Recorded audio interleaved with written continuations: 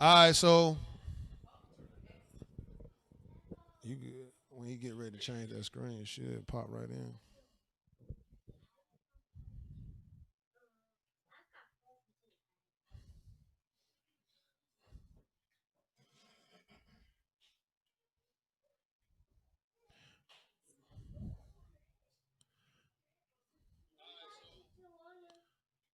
The screen ain't changed. Oh, it's gonna show. Okay. All right, so we finna go ahead and jump back into the lesson. We apologize. We had a little bit of technical difficulties, but we finna get back up and running. We haven't started the class as of yet, so we finna go ahead and run it. But we're looking at the Great Tribulation, and the title we see is "The Great Tribulation: Run Jacob into the Wilderness." And little people up front, definitely, y'all need to keep it down. All right, we got a classroom for y'all to go do activities anyhow. Okay, y'all can. Okay, it's cool. We on Facebook, but go ahead that way too, please. That way, that way.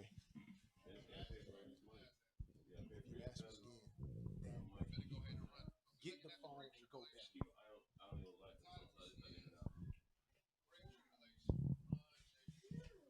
All right, so what we're gonna look at today, we're gonna look at the Great Tribulation, and we're gonna look at a little bit of, or we're gonna look at Jacob's trouble. We're gonna deal with some of these numbers in Daniel chapter 12.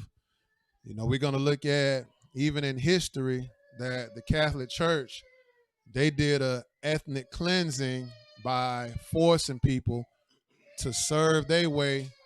Or can you take her in the back, please? Can you please take her in the back?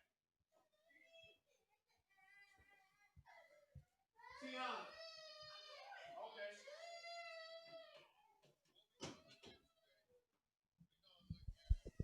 Okay. And we even gonna look at how, even in history, is that, the Catholic Church, again, they went through a ethnic cleansing as to trying to get those to convert to the Catholic way. We're going to look at a little bit of that in history. We also going to look at geographical locations as to where this wilderness is going to be located. And the Bible is very clear, it's very straight to the point.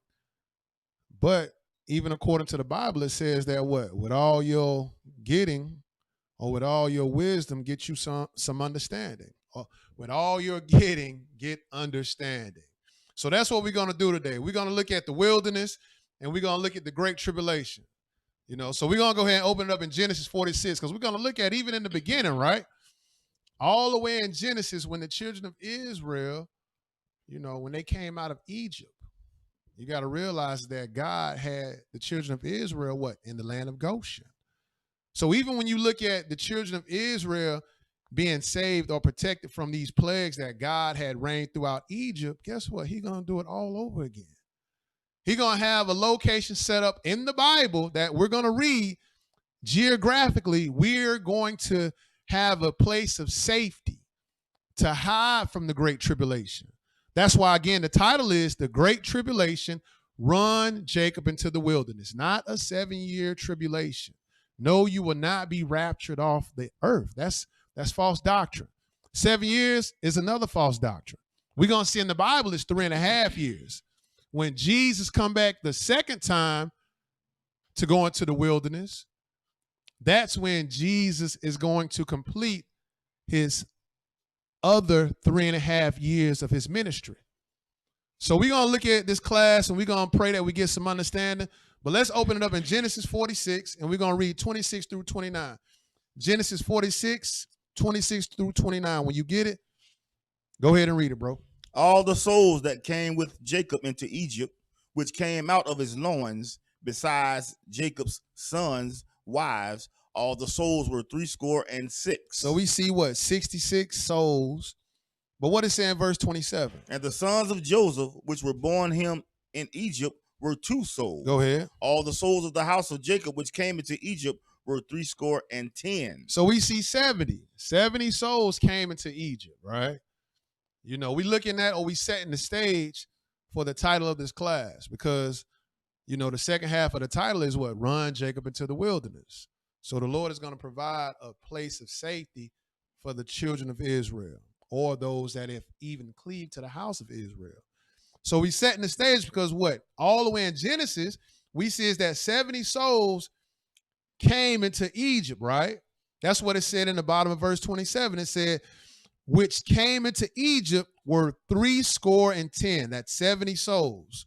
What it say in verse 28, bro? And he sent Judah before him into Joseph. Go ahead. To direct his face unto Goshen. So he directed the face of Judah into Goshen, you know, directed them into a location. Hey, this is where we're going to inhabit. Keep reading. And they came into the land of Goshen. Keep going. And Joseph made ready his chariot. Go ahead. And went up to meet Israel his father to Goshen, and presented himself unto him. And he fell on his neck and wept on his neck a good while. Because you got to realize is that Joseph was sold into captivity. Now his brothers them came back to Egypt because they was looking for food because of the famine. They didn't know that their brother was what? Second in command in Egypt. So, you know, he kind of disguised himself, not letting them realize who he was. When they finally realized who he was, they all reunited with each other. That's why in verse 29, it's letting you know is that Joseph wept, because all this time they thought Joseph was truly dead. But now they reconciled, or they reunited with their brother, and they all joyous and they all weeping and crying, right? Skip down to 32 and read that for me. And the men are shepherds, for their trade has been to feed cattle. Go ahead. And they have brought their flocks and their herds and all that they have. So they had to present their occupation to Pharaoh. And their occupation was what? They were shepherds, right? What is saying verse 33? And it shall come to pass when Pharaoh shall call you and shall say, what is your occupation? What they gonna say? That ye shall say, thy servant's trade hath been about cattle from our youth even until now. Go ahead. Both we and also our fathers. Keep reading. That ye may dwell in the land of Goshen. Go ahead. For every shepherd is an abomination unto the Egyptians. So we see is that what? Shepherds are an abomination to the Egyptians. So it's kind of like already set up to where, hey, it was going to be a directed location for the children of Israel to inhabit, right? Look at how absolute God is. You know, God don't do things by accident. He do things with the cause behind it, right? We're going to see the cause. Let's go into Exodus chapter 8 now. We're going to see the cause. Exodus chapter 8.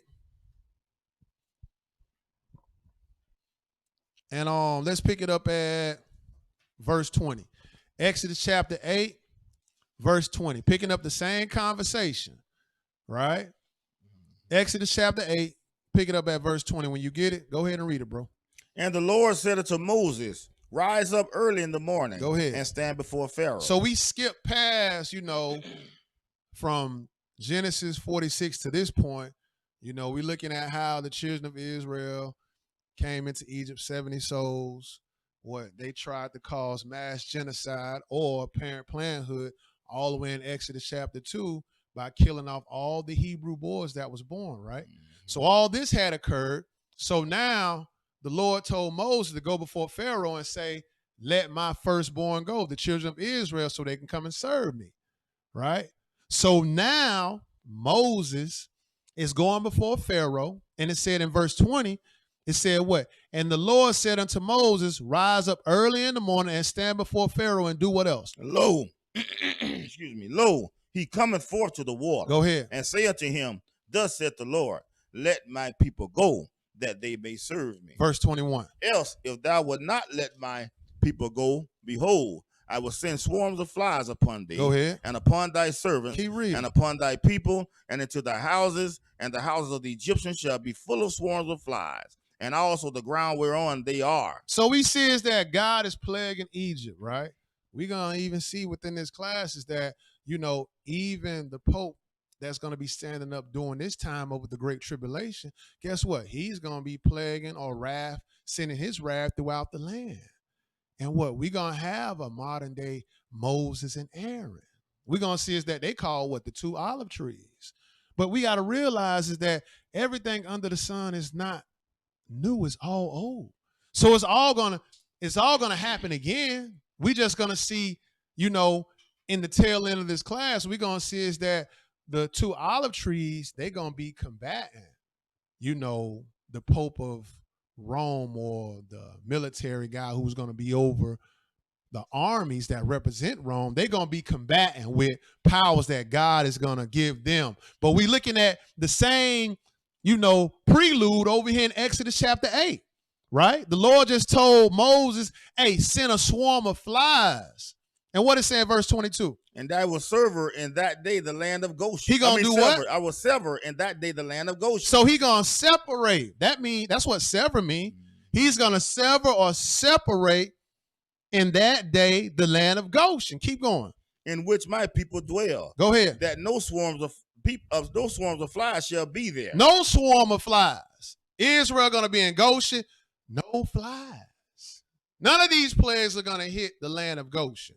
Keep going though, bro. What else? To the end thou mayest know that I am the Lord in the midst of the earth. Keep reading. And I will put a division between my people and thy people. Tomorrow shall this sign be. So we even seeing is that in the beginning, God had a division set up. He had a division set up for his people and for the people of the land of Egypt. But it was a difference, right? Let's go on to Exodus chapter 11, and now let's pick it up 21. Exodus chapter 11, and let's read 21 through 23. That's a typo. Mm-hmm. Exodus chapter 10. Hold on. Lord, stretch out his hand. Nah, hold on. It might be Exodus 12.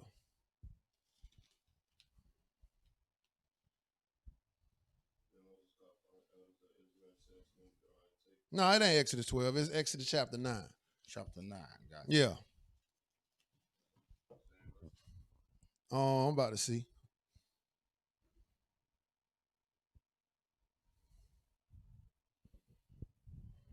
Hold on, I'm going to let you know in a second.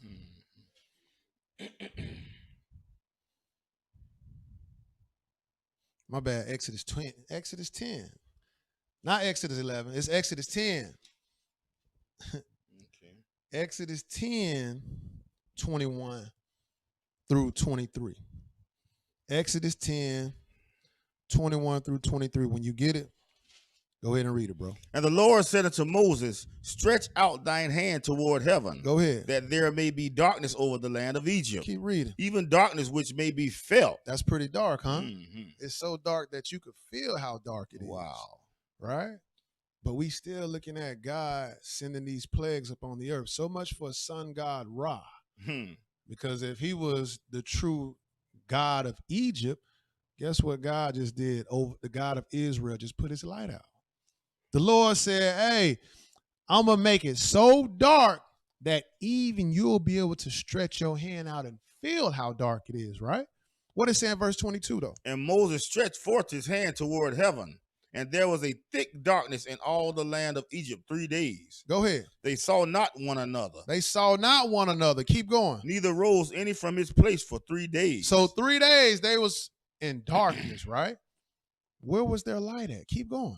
But all the children of Israel had light in their dwellings. So the children of Israel had light in the land of Goshen. You see how God is, keeping his anointed protected? Mm-hmm. So you got to keep this to mind is that, hey, God is going to do this same work all over again. And this, what we're reading is so fitting for the class is because of the fact that we looking at what this Psalms 91 is going to read. Let's go and read it. Psalms 91, and we're going to read 1 through 8. It's so fitting for the class is that, hey, the Lord, he keep his hedges about those that fear him and keep his commandments. But, this Psalms 91, it's going to say something a little bit different. Psalms 91. And let's pick it up at verses 1 through 8. Psalms 91. Let's read verses 1 through 8. When you get it, go ahead and read it, bro. He that dwelleth in the secret place of the Most High Go ahead. shall abide under the shadow of the Almighty. You see that? Hey, wherever you at, this verse can be applied to what we just read over here in Egypt, what took place with the children of Israel when it was in the land of Goshen. This scripture can also apply to when we look at the wilderness. It can also apply to right now during this crisis that they say COVID-19, right? So we see is that what verse 1 says, he that dwell in the secret place of the Most High shall abide under the shadow of the Almighty, right? What is saying verse 2, bro? I will say of the Lord, he is my refuge. Go ahead. And my fortress. Keep reading. My God, in him will I trust. This is who your trust need to be in. Realizing you put your trust in man, they'll fail you. That's what the Bible say. Even Jeremiah 17 said, you cursed if you put your trust in man. But we understand is that God is our refuge, right? What it say in verse 3, bro? Surely he shall deliver thee from the snare of the fowler. Go ahead. And from the noisome pestilence. And from the noisome pestilence, God is the one that's going to deliver us. So you got to realize when we jump into this class and we look at how, the children of Israel, some will be in the great tribulation. Hey, the Lord going to save them. Lord willing.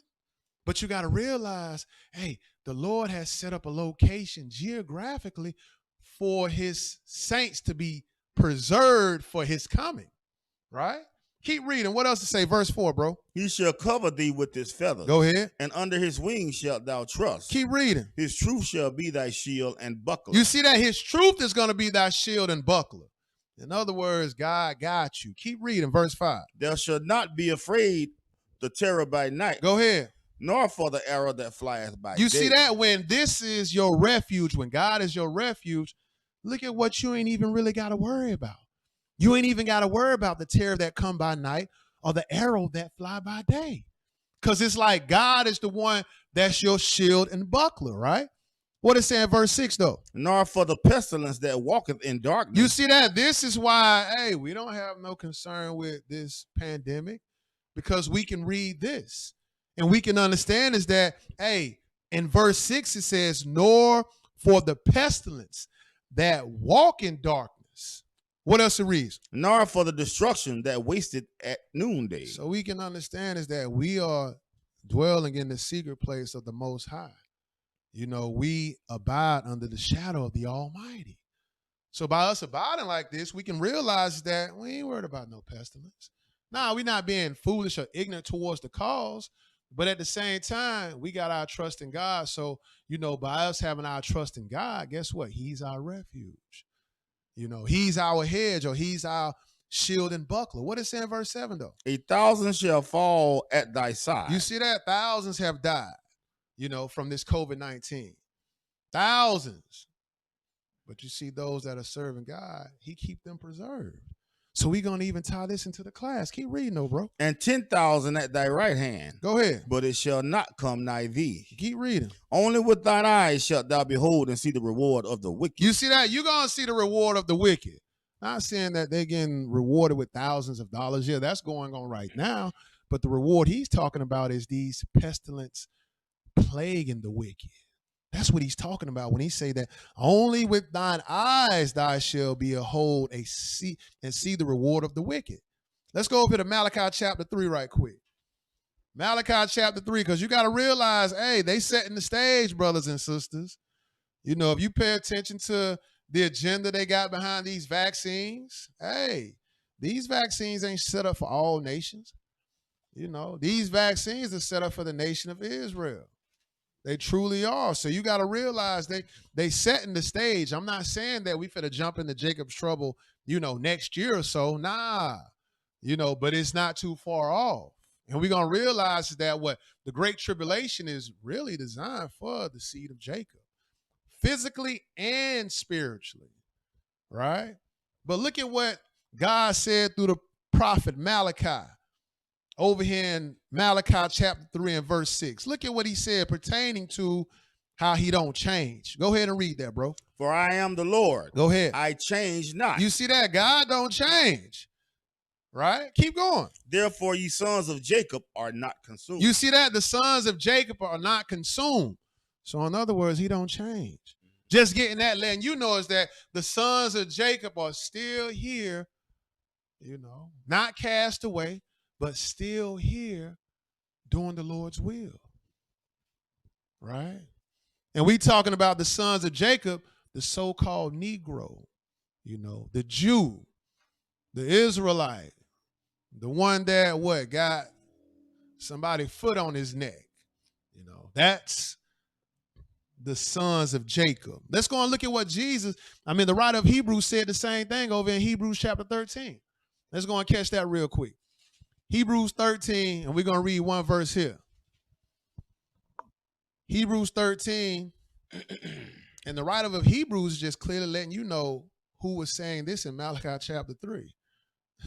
Hebrews 13, and read one verse for me. Verse 8. When you get it, go ahead and read it, bro. Jesus Christ, the same yesterday, go ahead, and today, and forever. So just letting you know is that what occurred in Egypt, the Lord is the same God from yesterday, today, and forevermore. Just like he delivered the children of Israel out of the land of Egypt, the Lord is going to deliver us during this period of the Great Tribulation. But guess what? You got to have some knowledge. Because if you don't have no knowledge, this is why Israel went into captivity. Even I think in Isaiah chapter 4, it says what? Isaiah said that the children of Israel went into captivity because they had no knowledge. So in order for you to understand the Great Tribulation and the wilderness, you got to get this knowledge. Because these churches out here ain't teaching this. They teaching a 7-year tribulation, and they teaching a rapture doctrine. They teaching that you're going to be taken off the earth. And they get that from what? 1 Thessalonians chapter 4. But you got to rightly divide the word of truth. So God has a plan for the saints, but it's not to be raptured off during the Great Tribulation. And the Great Tribulation is not 7 years. We're going to see is that it's 3.5 years. But let's go and read some history real quick. Let's go and look at, you could turn, it's already bookmarked. Let's go and look at history, small history pertaining the Spanish Inquisition. And even the Bible is going to say there is not a time that's ever going to be like it's going to be during the Great Tribulation. But let's just look in history and see that something similar has occurred. Not to the magnitude that it's going to be when the Great Tribulation jump off as to what we're going to read about, but something similar on a small scale. Read what's underlined, bro, and just read the title of the article that you're reading. That's right. The Spanish, the Spanish Inquisition. And he's reading out of the Encyclopedia Britannica on page 1093. Go ahead, bro. With its large Moorish and Jewish populations, Spain was the only multiracial and multireligious country in Western Europe, and much of the individual development of Spanish civilization in religion, literature, art, and architecture. So this is what the Jews educated, those that inhabited in Europe, or what you want to say the Catholic Church. They got their knowledge from the Hebrews. That's where they got their knowledge from. So even what the Britannica is saying the same thing. A Gentile wrote this as well. A white person. He wrote this history pertaining to this Encyclopedia Britannica in the article that the brother's reading. Keep going, though. During the later Middle Ages was due to this fact. The Jews had served Spain and its monarchs well, providing an active commercial class and an educated elite for many administrative posts. You see that? Israel was educating the elite for many different posts. Keep going. But inevitably, their wealth had created jealousy. So the wealth, they got jealous, right? The Spaniards did. Keep going. And their heterodoxy, hatred in a population which traditionally saw itself as a defender of Christianity against the infidel. And this is why they changed the Sabbath day to Sunday. Not biblically, but according to the Council of Nicaea, Pope Constantine, he had written in their law that they was going to change the Sabbath day from the 7th day to the 1st day.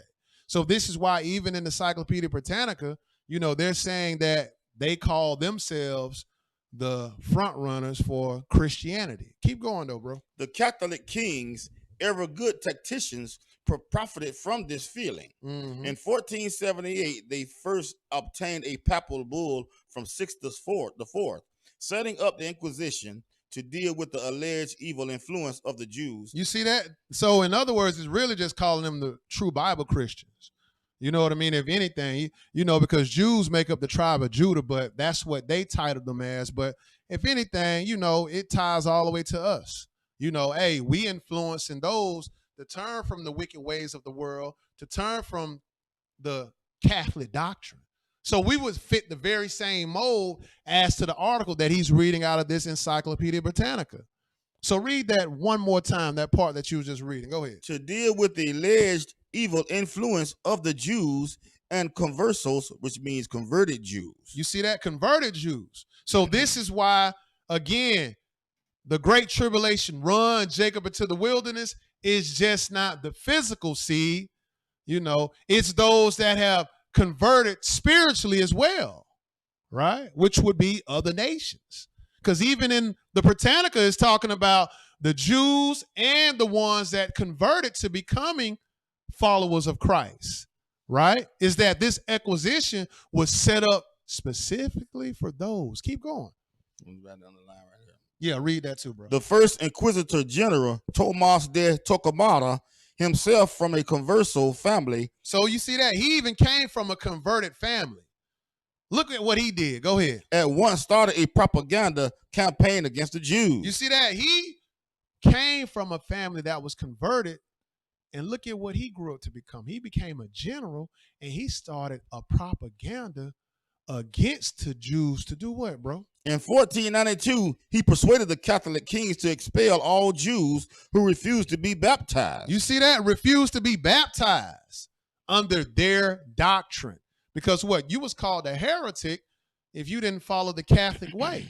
Mm-hmm. And you know, it's much more, you know, graphic when you look at carnage. Because there was a lot of carnage going about killing. You know, hey, if you didn't convert, you was killed, right? The same agenda is coming again, brothers and sisters. It's just going to come in a new way. And when it comes this time, that's the end of history. It's not going to be rewritten again. Or guess what? The previous history isn't going to even be compatible to what we're going to deal with within the Bible pertaining to the Great Tribulation. Keep going, though, bro. That's it? Yeah, that's it on that. All right. Let's go back to the Bible now. Let's go over here to Ecclesiastes chapter 1 right quick. Ecclesiastes chapter 1, and we're going to read verses 9 and 10. Ecclesiastes chapter 1, and we just saw a little bit of history. And not saying that, hey, the tribulation is going to be like the acquisition. No. The Bible is going to say there was a time that has never been, no, nor ever. So the acquisition is just a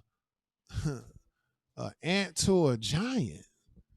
That's really what it is, an ant to a giant, if you want to compare, right? But let's look at this Ecclesiastes chapter 1, and we're going to read 9 through 10. Ecclesiastes chapter 1, 9 through 10. When you get it, go ahead and read it, bro. The thing that hath been, it is that which shall be. Go ahead. And that which is done is that which shall be done. So you got to realize whatever's going to be done is going to be done. Mm-hmm. You know what I mean? Like, it ain't no me controlling it. It ain't no you controlling it. God is the one that practically has already had this thing set up and designed the way that it's going to go. Keep going, though. And there is no new thing under the sun. You see that? No new thing under the sun. Keep reading. Is there anything whereof it may be said, see, this is new? You see that? This ain't new. As to what we just read pertaining to the history, it's not new. It's just going to be on steroids when we see it in the Bible. Mm-hmm. You know, what occurred during the Spanish acquisition is going to be on steroids times 10 when we look at inside of this Bible, right? But we see is that it says in the bottom of verse 10, it says, see there anything whereof it may be said, see, this is new. Keep going. It has been already of old time. You see that? Already of old time. Keep going. Which was before us. You see that? It was before us, brothers and sisters. Right? Let's go and look at 1 Peter chapter 4 real quick. 1 Peter chapter 4. Because it's coming to a stage near you. So you got to realize, like, you're going to be a part of this history. And the thing is, you could be on the side with the Lord, or you could be the grapes that's going to be getting stepped on. You choose. But you got to realize this man, this religious leader, he going to bring that Christmas doctrine that the whole world loves so much before you in HD. He going to bring it so close to you that, hey, you're going to realize what it is you truly serving now. So you got to realize, like, even when you look at Masons, right? Masons, they have different degrees as to what level they're on, right? So you got 9th degree Mason, you got a 11th degree Mason, but you got to realize a 33rd degree Mason, that's the highest point, if I'm not mistaken. So even once you get to that level, you serving the devil. Like, it. Like, it's not obvious. You know what it is you're partaking in. You know that your God is the devil once you get to that level and status. Hey, even pertaining to this great tribulation, just like during the days of Nebuchadnezzar, when he had them Hebrew boys thrown in the fiery furnace, if they don't worship this statue, guess what? The same thing is going to occur. We're going to read some of that. So you got to realize right now, hey, you can get on board, get you some knowledge, and understand that there is a place of safety to hide from the great tribulation, or you can go through the great tribulation and have your faith tried and possibly be killed because you, decide to take the mark. We're going to read it. Let's go over here to 1 Peter chapter 4 and look at this. 1 Peter chapter 4, let's read 17 through 19. When you get it, go ahead and read it, bro. For the time is come that judgment must begin at the house of God. You see that? The ones that call themselves serving God, right? You got to realize judgment is going to come to you first because we know better. It's kind of like when you come in a household, you don't want to deal with the child that don't have any knowledge or well-being of what it is he's doing. Nah, you don't want to deal with the one that has no knowledge. You want to deal with the one that's running the house, ruling it. He got the knowledge. You want to sit down and probably have a dialogue with him or her, right? So now you going to them because they supposed to know the rules on how the house is supposed to operate. The same analogy with God. When he returns, he's going to bring judgment to the house or the church because we supposed to be the light. We supposed to be knowing better and doing better, right? Keep reading though, bro. What else it say? And if it first began at us, what shall the end be of them that obey not the gospel of God? And if the righteous scarcely be saved. Hold on. You mean to tell me that the righteous going to be scarcely saved? Mm-hmm. Yes. That means you're going to have some that are righteous. They're going to fall to the wayside. Because you got to realize during this time, it's going to get ugly. See, you think right now it's real simple and sweet. Like we get to come to locations, have service, get to go about our business. But nah, when this jump off, you're going to have blue laws all in effect. It's going to be mandated throughout the whole country. And you could Google blue laws. You can Google it and see what that's all about. But it's laws that go all the way back to Rome. When Sunday school was forced, you had to operate by the way of the Catholic Church, and it was law. And if you didn't operate, hey, you was either in prison or you was sentenced to some type of fine or something to that effect, sometimes death. But you got to realize it's going to repeat itself all over again. So we see is that, hey, the Bible is letting you know is that, hey, the righteous, this is the ones that's toting the light, walking with Jesus.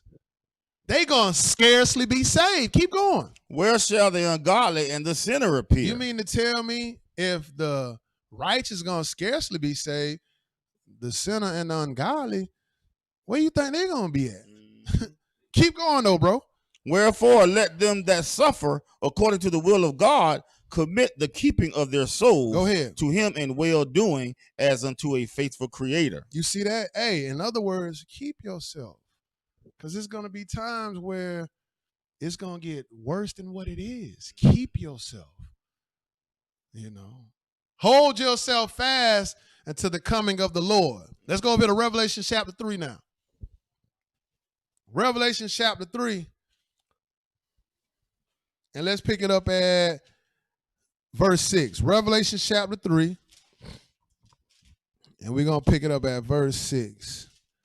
Revelation chapter 3, and let's read 6 through 11. When you get it, go ahead and read it, bro. He that hath an ear, let him hear what the Spirit saith unto the churches. So the Spirit saying to the 7 churches, right? And this is the church, Lord willing, that I want to be a part of, right? I'm pretty sure all of us want to be a part of this church, right? What is saying, verse 7? And to the angel of the church in Philadelphia, So write. Philadelphia is one of the churches, and he told to write what? These things saith he that is holy, he that is true, he that hath the key of David. Go ahead. He that openeth, and no man shutteth, and shutteth, and no man openeth. So just talking about the word. You know what I mean? Like you just in the word, right? What is saying, verse 8, though? I know thy works. Behold, I have set before thee an open door. Go ahead. And no man can shut it. You see that? Hey, I set before you an open door that no man can shut, right? Keep reading. For thou hast a little strength, and hast kept my word. Keep reading. And hast not denied my name. You see that? I've kept your word, and hey, I didn't deny your name. The same thing what Peter was talking about pertaining to you keeping yourself unto a faithful creator. The same as that conversation. So letting you know is that, hey, you kept the Lord's word and you did not deny his name, right? Verse 9. Behold, I will make them of the synagogue of Satan. Keep reading. Which say they are Jews and are not. So the ones that call themselves Jews, guess what? They are the synagogue of Satan because what they do. But do lie. You see that? They lie, talking about they the true Jews. No, they not. Because they not going to go through this great tribulation. They not going to deal with Jacob's trouble because Jacob's trouble is not talking about the so-called Jew or the Edomite. It's not talking about them. It's talking about the so-called Negro that came here by way of captivity by slave ships. And guess where we scattered at? In the 4 corners of the earth. And we going to catch hell if we don't make it to the great tribulation. Right? So we see is that the Bible is saying what? Hey, behold, I will make them the synagogue of Satan, which say they are Jews and are not, but do lie. Keep going. Behold, I will make them to come and worship before thy feet, and to know that I have loved thee. You see that? Look at the love that the Lord is going to show to you if you keep this faith and not deny him. What is saying verse 10, bro? Because thou hast kept the word of my patience. Keep going. I will also keep thee from the hour of temptation. The hour of temptation? What's that all about, John? Because this is John on the island of Patmos, and the Lord has given him a vision pertaining to this hour of temptation. And look at what else the rest of it reads. Go ahead. Which shall come upon all the world. Keep going. To try them that dwell upon the earth. Hold on. You mean to tell me the whole world is going to be tried? Yes, they are. You know, if you call yourself a Christian and you still got pork in your vessel, well, we're going to see how truly you feel about being a Christian. Will you take this mark or will you deny it? Right? But we see is that the Bible is talking about the hour of temptation is going to come upon the whole world to try them, right? What is saying verse 11, bro? Behold, I come quickly. Go ahead. Hold that fast which thou hast. Go ahead. That no man take thy crown. You see that? Let no man take your crown. This righteousness, your salvation. Don't let nobody take that. Hold fast. Because the Lord said what? In the bottom of verse 8, he says, and has kept my word and has not denied my name. So since you kept his word and deny his name, he gonna do what we just read in verse 10. He gonna keep you from the hour of temptation, right? But guess what you gotta do? You gotta hold fast and keep your crown. Let's jump into the lesson. Let's go over to Matthew 24 now. We set the foundation.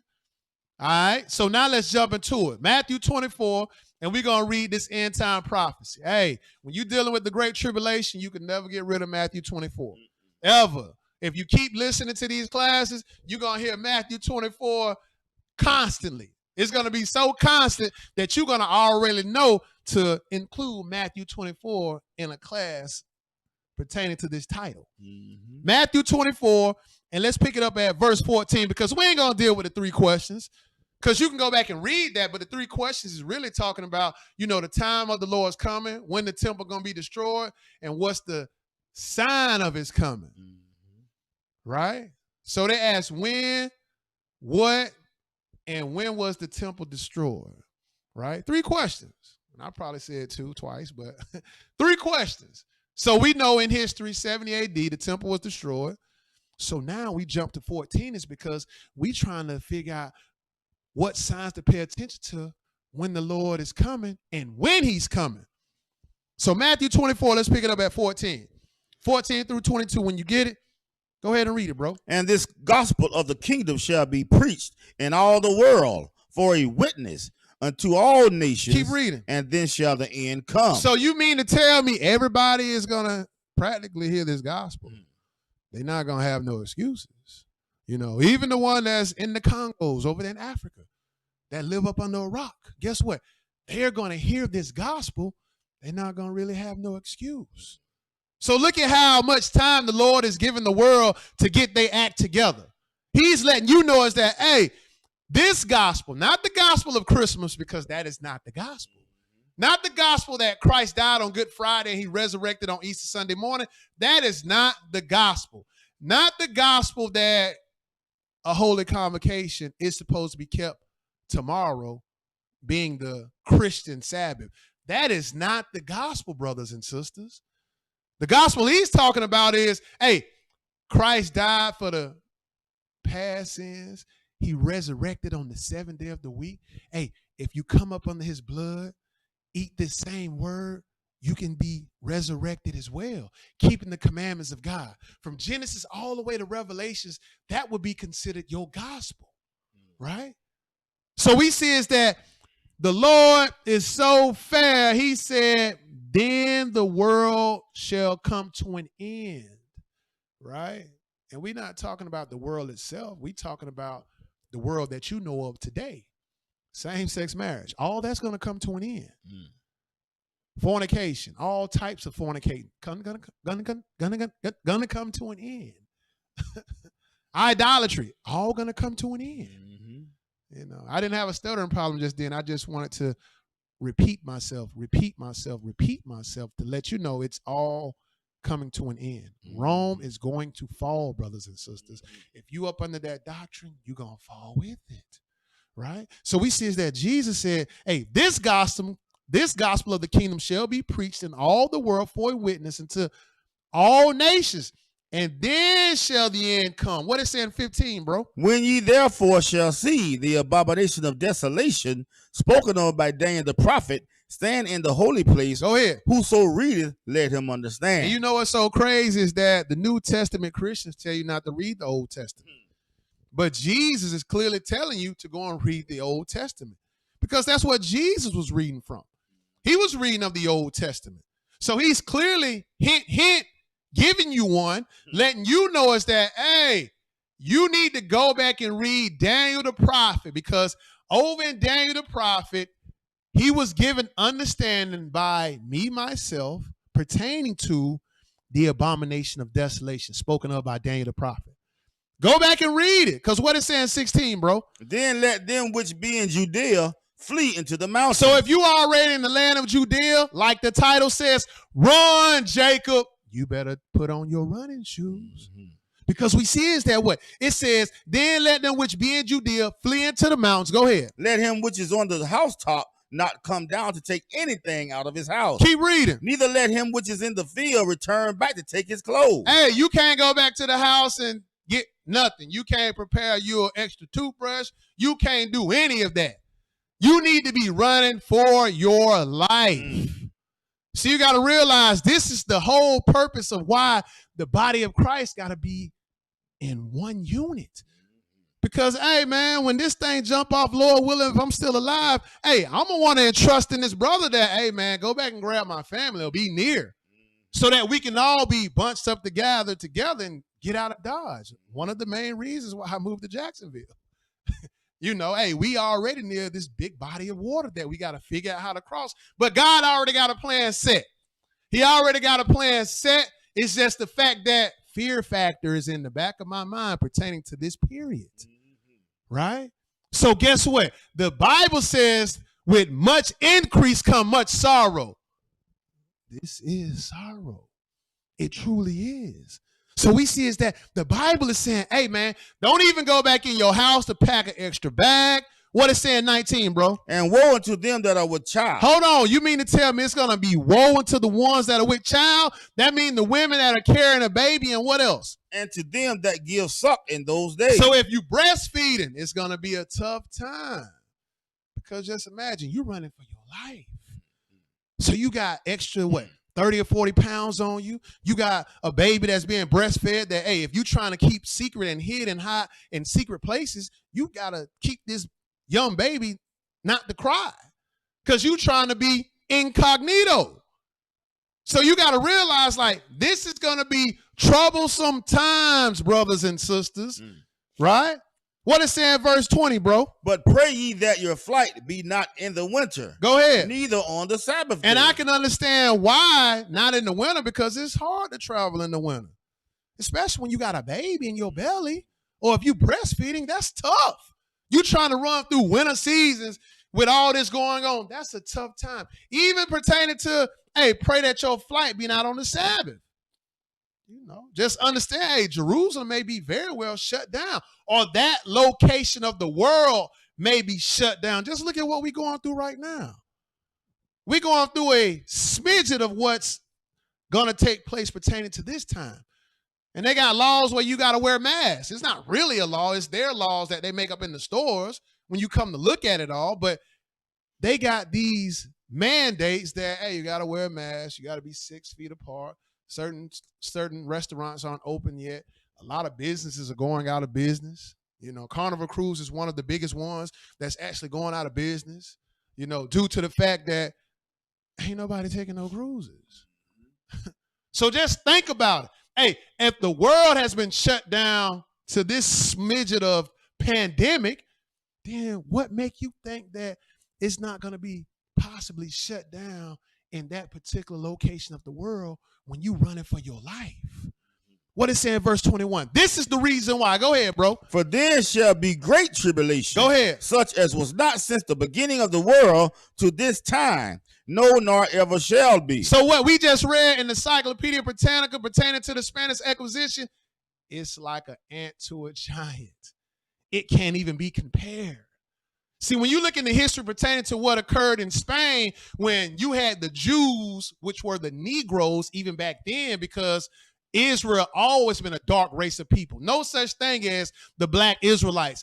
They have always been a black race of people. So when you look at what went on during 1428, it was the so-called Negro who was converting people.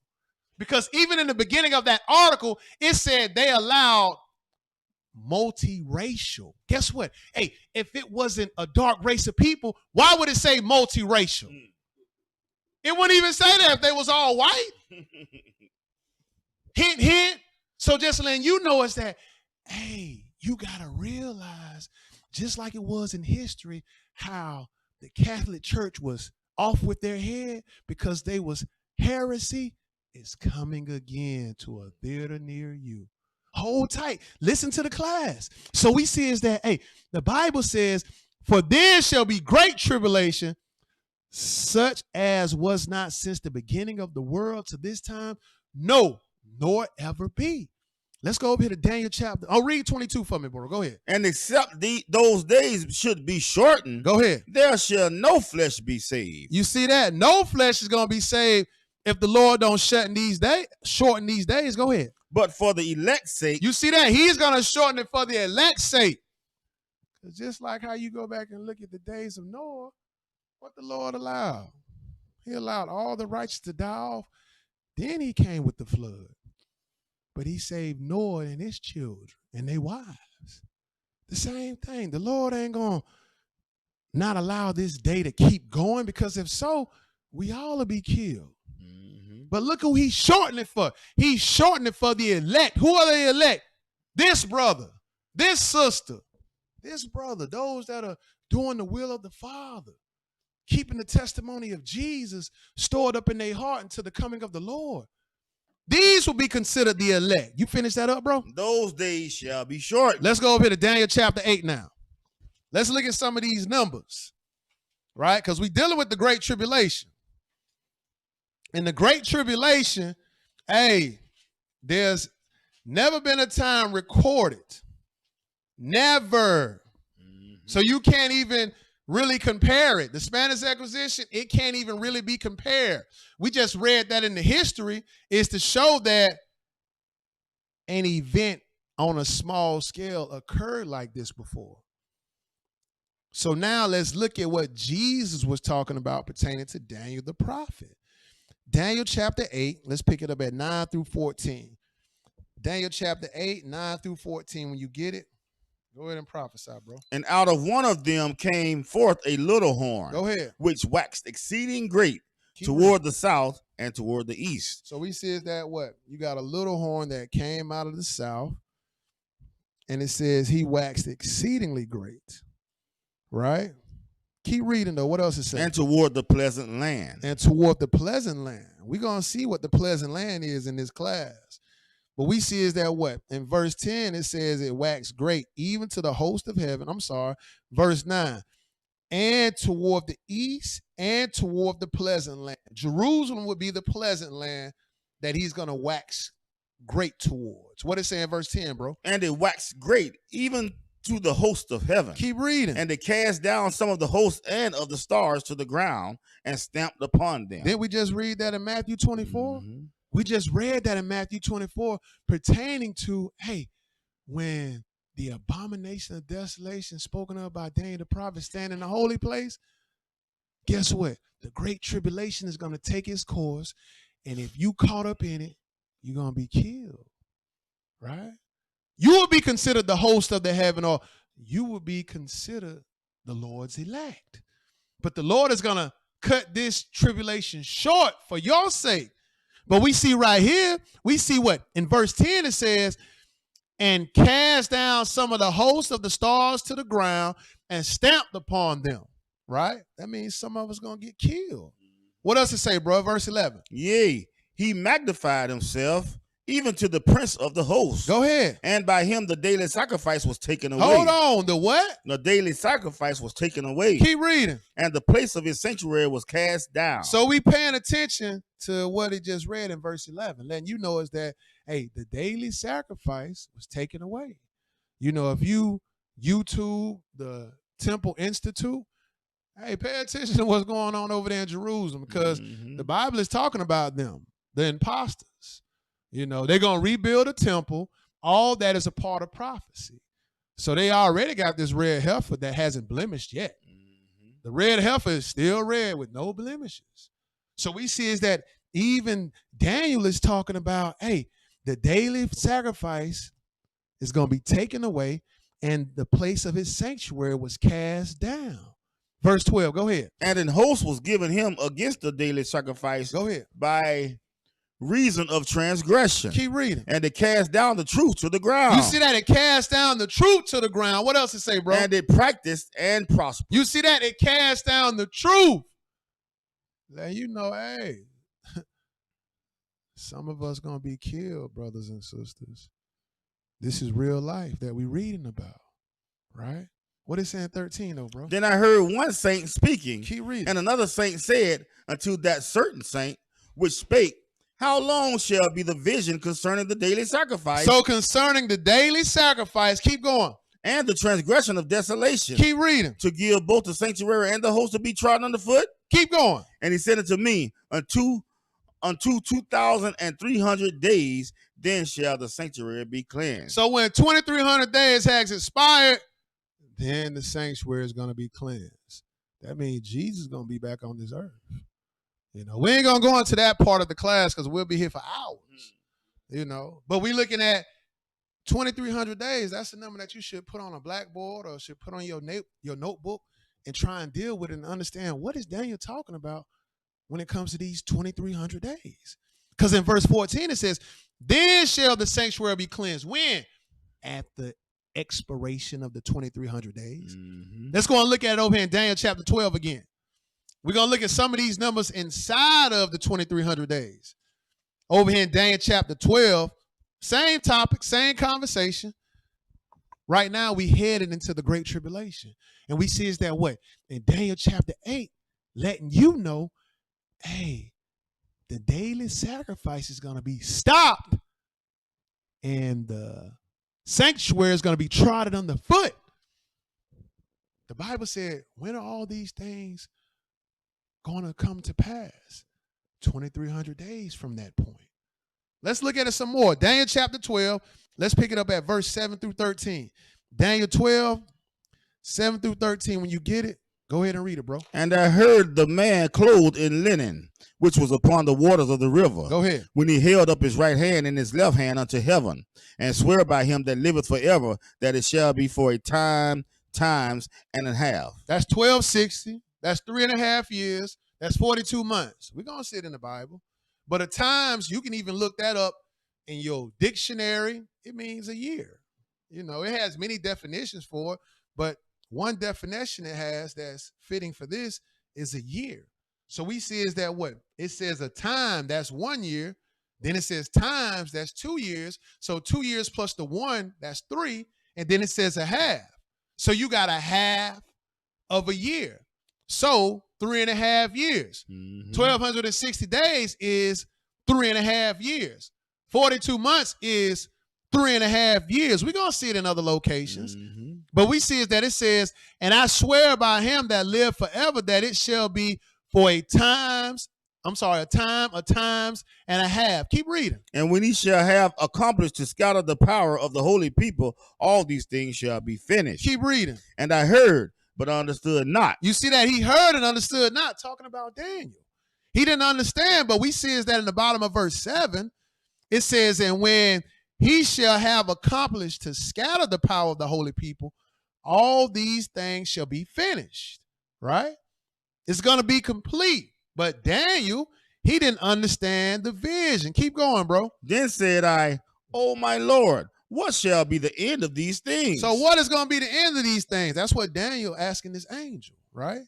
Verse 9. And he said, go thy way, Daniel, for the words are closed up and sealed to the time of the end. So, hey, this ain't for your time, Daniel. This is going to be for our time. We're going to bring it into our time. Keep going, though, bro. Verse 10. Many shall be purified and made white. Go ahead. And tried. Hold on. You mean to tell me you're going to be tried? Yes, sir. You're going to be tried for this word. This ain't no cakewalk. Anybody can be a fool. Anybody can act a fool and do everything it is that the world kick you to do. Anybody can do that. I used to be one, a follower of the world. I'm pretty sure this brother was one. Anybody can do it, but anybody can't keep themselves in subjection to God. Anybody can't do that.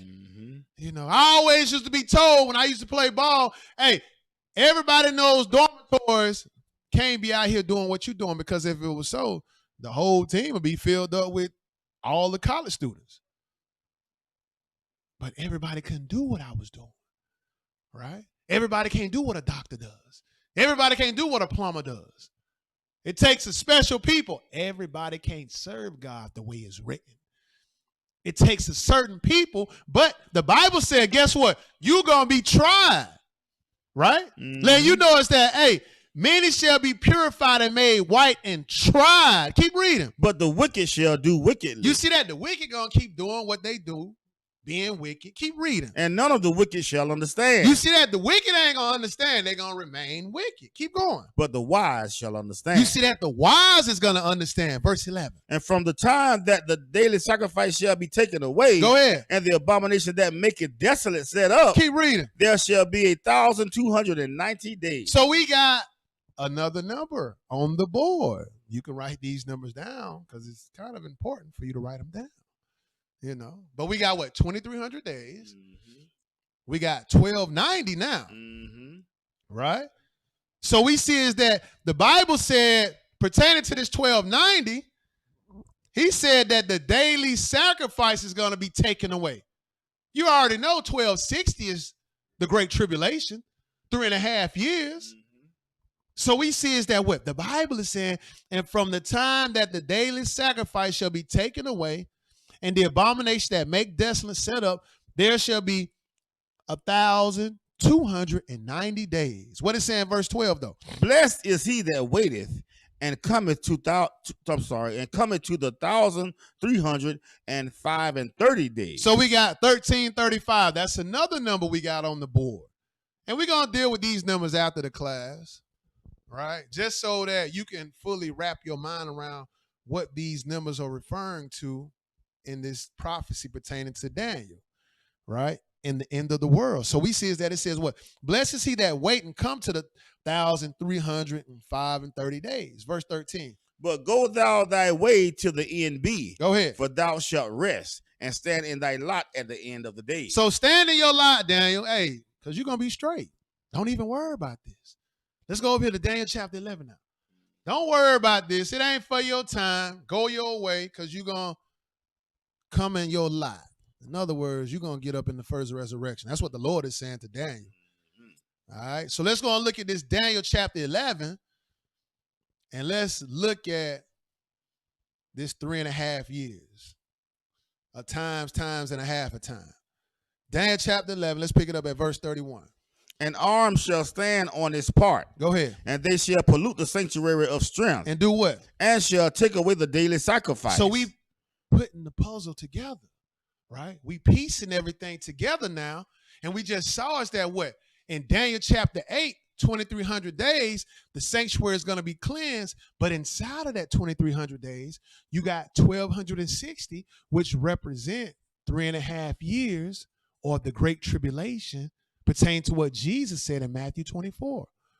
We also had what? 1,290 in there because that's going to be the number where the daily sacrifice is going to be stopped. All right. So we see is that what? In verse 31, it says, and shall take away the daily sacrifice. And what else? And they shall place the abomination that maketh desolate. So at 1,290, they're going to place the abomination that make it desolate. 1,260 is the Great Tribulation, right? 1,290, they're going to place the abomination that make it desolate. Just adding 30 days on top of 1,260. That's going to get you your 1,290. But at that point, hey, they're going to have the abomination of desolation placed. You know, the arms is going to be an army or military that's going to stand on his behalf. What is saying verse 32, bro? And such as do wickedly against the covenant shall he corrupt by flattery. So he going to corrupt by flatteries, what? Praises. You know, excessive compliments. You know, that's another term or that's another definition what flatteries is about, right? It says, and such as do wickedly against the covenant shall he corrupt by flatteries. They're going to be praising. And what else? But the people that do know their God shall be strong and do exploits. Keep reading. And they that understand among the people shall instruct many. So you mean to tell me it's going to be some left back? Yes. You know, not like the movie Left Back after the rapture. No. There's going to be some that's not going to make the Great Tribulation. I'm sorry, that's not going to make the wilderness during the Great Tribulation. They're going to be left back during this time frame. But guess what they're going to be doing? They're going to still be instructing many into righteousness.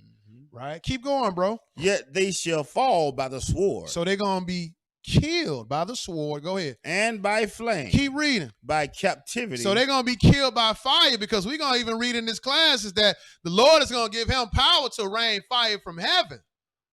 So they're going to be killed by the sword. They're going to be killed by flame, captivity, and what else, bro? And by spoil many days. Keep reading, verse 34. Now when they shall fall, they shall be hoping with a little help. Keep reading. But many shall cleave to them with flattery. Go ahead. And some of them of understanding shall fall, to try them and to purge and to make them white. So you mean to tell me some going to fall to try the other? Yes. You know, Lord willing, hey, I pray it don't be the case, but if it be so, me and this brother may get caught up in the Great Tribulation. The Lord want to try my faith, so he might chop this brother head off. You still want to serve God? That's the level or that's the energy that's going to be going on during this Great Tribulation. You call yourself a Christian, hey, you are really going to be put to the test. Your faith is going to be tried. This is why the Bible is letting you know is that, hey, many are going to be tried to make them white. Even to the time of the end. Keep reading. Because it is yet for a time appointed. You see that? It's for an appointed time. See, the Spanish Inquisition wasn't that time. Nah, it wasn't. You know, it wasn't the time during what? The Maccabean Kings. Nah, it wasn't that time. You know, no, this has not already played itself out. No, this is a prophecy that points to the end of the world. So this is why it's saying what? Because it is yet for a time appointed.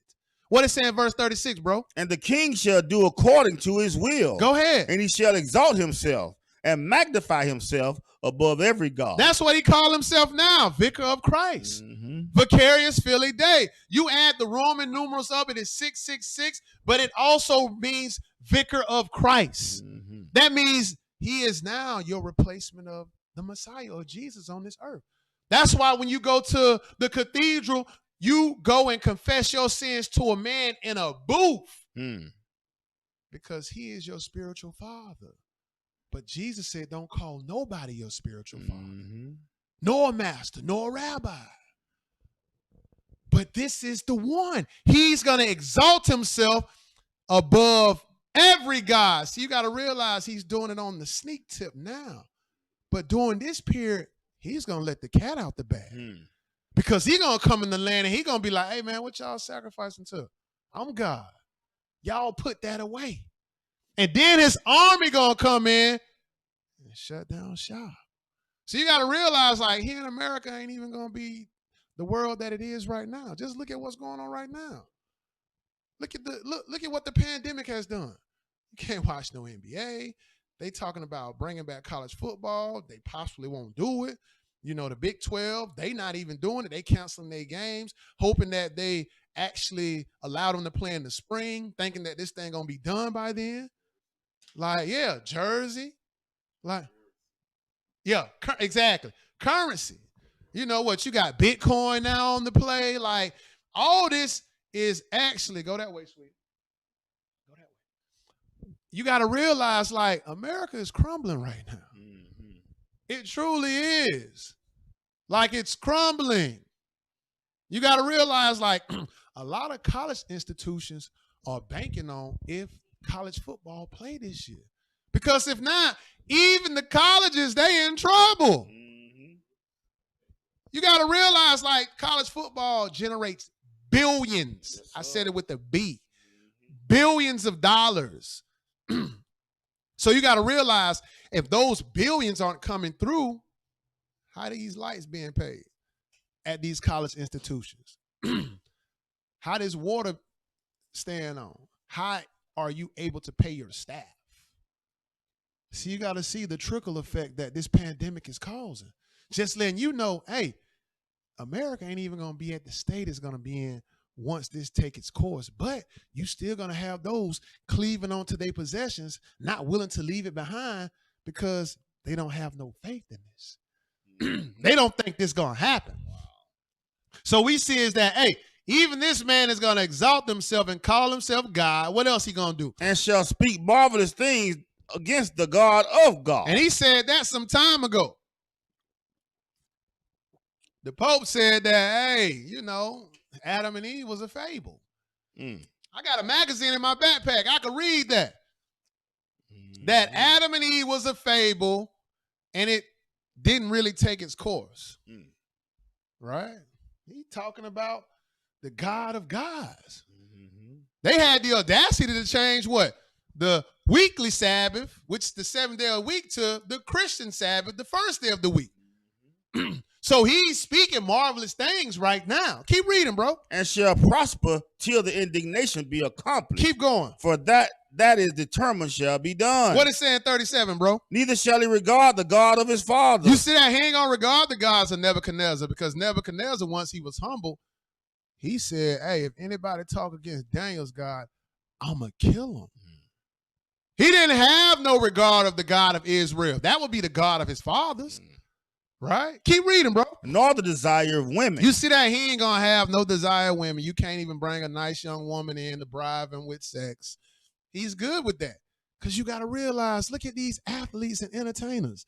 They get to that level where they feel as if like they're above anybody, and they start to indulge in sodomy and all kind of foolishness because they feel like they at a level of God.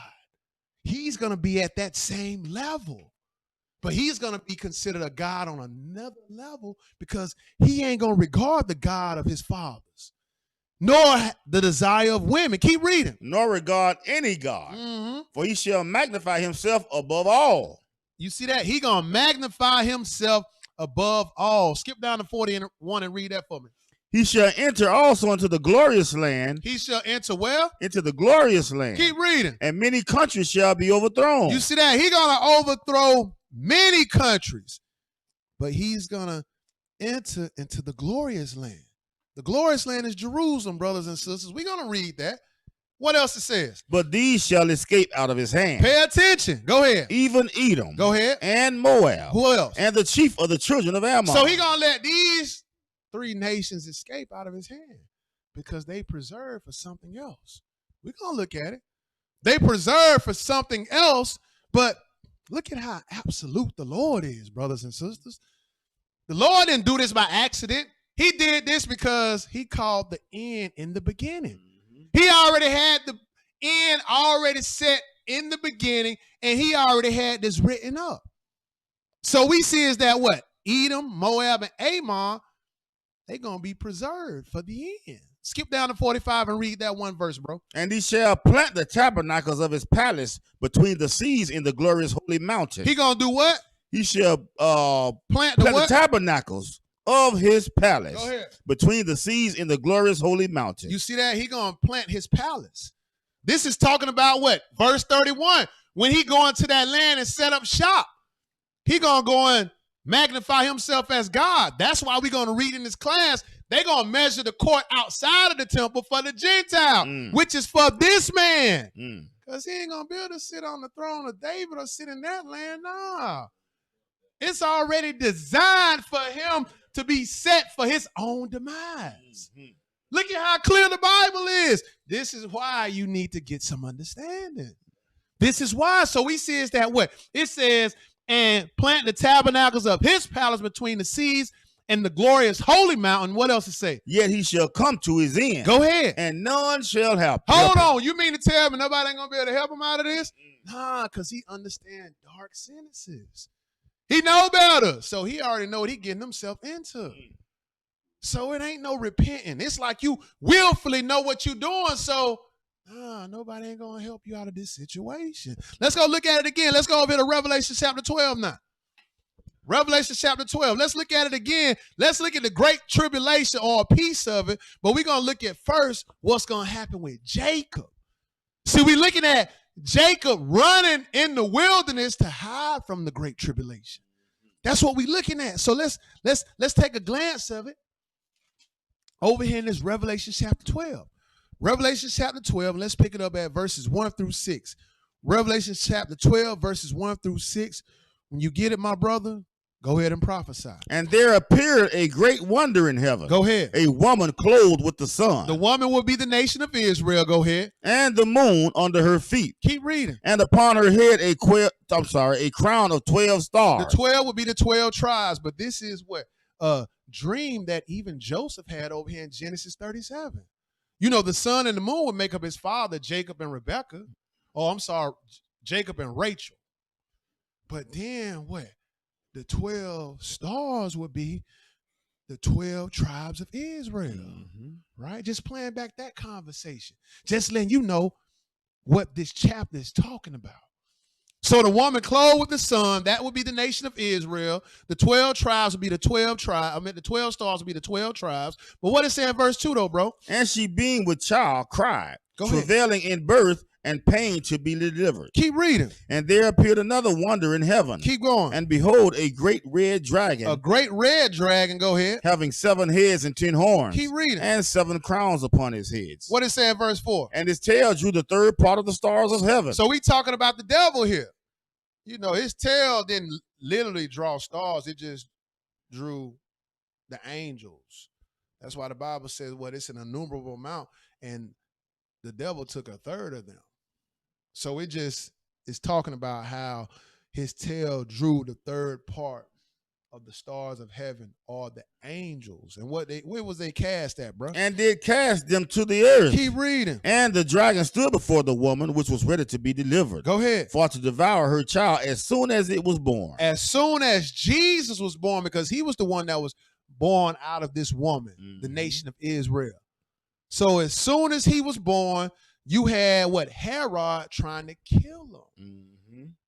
Right? What it say in verse 5, though? And she brought forth a man-child who was to rule all nations with a rod of iron. Go ahead. And the child was caught up to God and to his throne. And the child was caught up to God and his throne. Jesus was going to be the one to rule all nations with a rod of iron. Then it says what? He was caught up to his throne. Right? What it say in verse 6? Because it ain't on the handout. I don't know. Oh, yes, it is. Go ahead. Read that verse 6 first. And the woman fled into the wilderness. The woman fled where? Into the wilderness. How long was she there? Where she had a place prepared of God. Go ahead. That they should feed her there 1,203 score days. 1,203 scores. What's that? 1260, right? Yes, sir. Yes, sir. But we saw what in Daniel chapter 11 is that he going to run this earth for 3.5 years. See, you got to realize you got to put the puzzles in the right places. And that's what we're doing right now. So make sure you're paying attention. The woman, which will be the nation of Israel, physical and spiritual, they're going to be gathered in the wilderness for a time, times, and a half a time. This is where they're going to be at. So verse 6 says, where she have a place prepared of God that she should feed her there 1,203 score days. Skip down to verse 13 and read that for me, bro. Because look at the ones who don't make it to this location. What's going to be in for them? Go ahead, bro. And when the dragon saw that he was cast unto the earth, go ahead. He persecuted the woman which brought forth the man. So he persecuted the woman, the nation of Israel, the seed of Jacob, Jacob's trouble. He persecuted the woman, and what else it say? And to the woman were given 2 wings of a great eagle. Go ahead. That she might fly into the wilderness. Might fly into where? Into the wilderness. You see, the Bible is talking about this wilderness for a reason. Because God is giving you a geographical location. We're going to read some of these locations, and hopefully you'll know where the place of safety is going to be at, right? But the Lord is saying that, hey,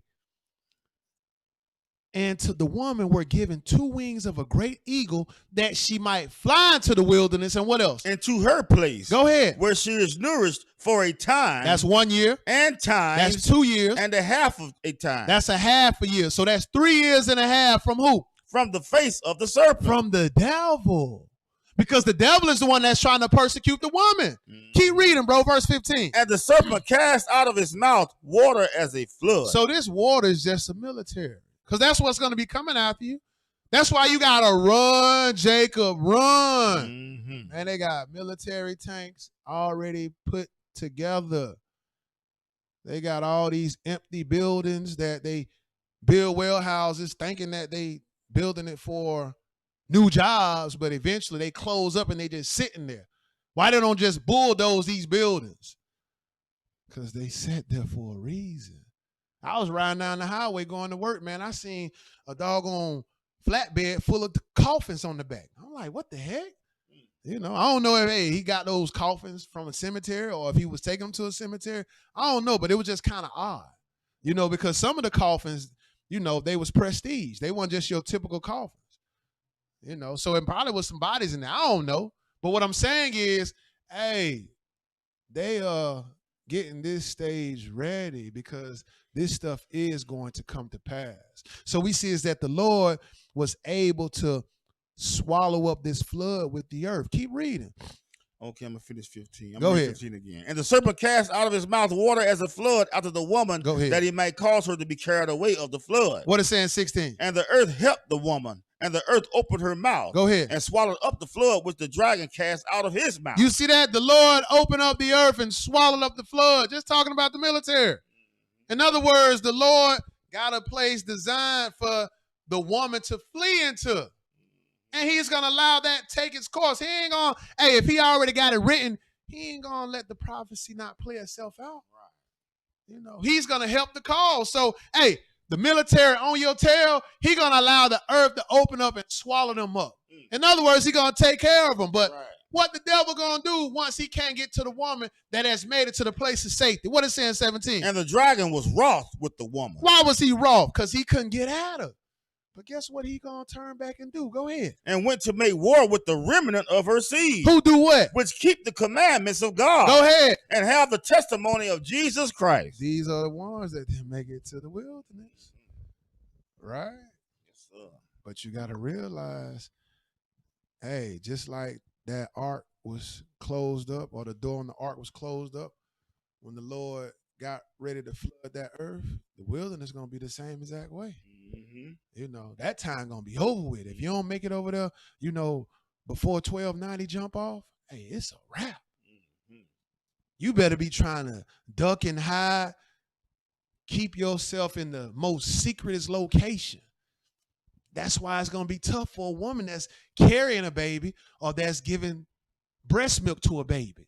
Because you got to realize if you got little ones, you got to keep them quiet as heck. Mm-hmm. It ain't no crying like my 5-year-old boy. Yeah, he's getting better, but still, though, it ain't no crying during this situation, little children. Because we trying to keep hid from the spoiler, the devil. Because, hey, either you going to sink or swim. Mm-hmm. You better try and figure it out. Let's go over to this number 16. Let's look at an example, you know, because you got to realize this ain't new. You know, when the Lord swallow up people with the earth, that ain't new. You know, when you read that in Revelation 12, don't think, oh, man, that's something spectacular. God been doing this, right? Let's look at an example over here in Numbers chapter 16. Numbers chapter 16, you just got to realize, hey, who team you trying to get on, right? You know, hey, if you don't want to, hey, look at the team. Look at the captain of this team. Look at how he operating. You know what I mean? Why you don't want to be up on an operation like this? Because if you on an old flunky team, man, shoot, you see what the flunky team teaching? 7-year tribulation. They teaching the rapture. You don't want to be on that team. Because if you think it's a 7-year tribulation, guess what? You're going to be dead smack in the middle of this. You're going to get caught up in the middle of this thinking that, oh, it's 7 years. I got 3 more years to go. Nah, bruh. You're going to be in the midst of this. So you better get out that team you on, especially if they ain't reading no book. Numbers chapter 16, let's pick it up at 1 through 5. Number 16, 1 through 5. Let's look at Korah and his followers that tried to stand up against Moses. Let's pay attention to this. Go ahead, bro. Now Korah, the son of Izhar, the son of Kohath, the son of Levi, and Dathan, and Abiram, and sons of Eliab, and On, and the son of Peleth, sons of Reuben, took men. And did what? And they rose up before Moses. Go ahead. With certain of the children of Israel, 250 princes of the assembly. You had 250 princes. And what else? Famous in the congregation, men of renown. These was great men or famous men of renown, right? What it say in verse 3 though, bro? And they gathered themselves together against Moses and against Aaron. They did what? And said unto them, you take too much upon you. They must then learn what happened to his sister. You know, his sister Miriam, they must then get the memo. You know, shoot, the Lord turned her white as snow, leprosy. You know, then he said, hey, man, he made an example out of her as to like how a father would spit on his daughter. That's how he made the example pertaining to Miriam. So Korah them, they must then get that memo.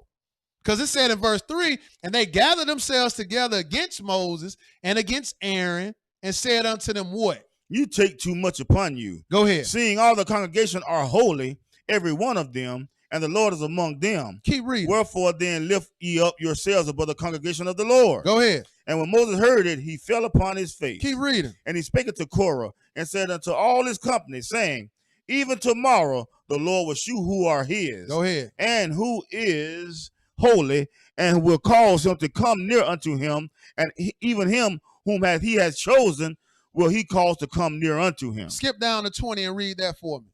And the Lord spake unto Moses and to Aaron, saying, separate yourselves from among this congregation. Go ahead. That I may consume them in a moment.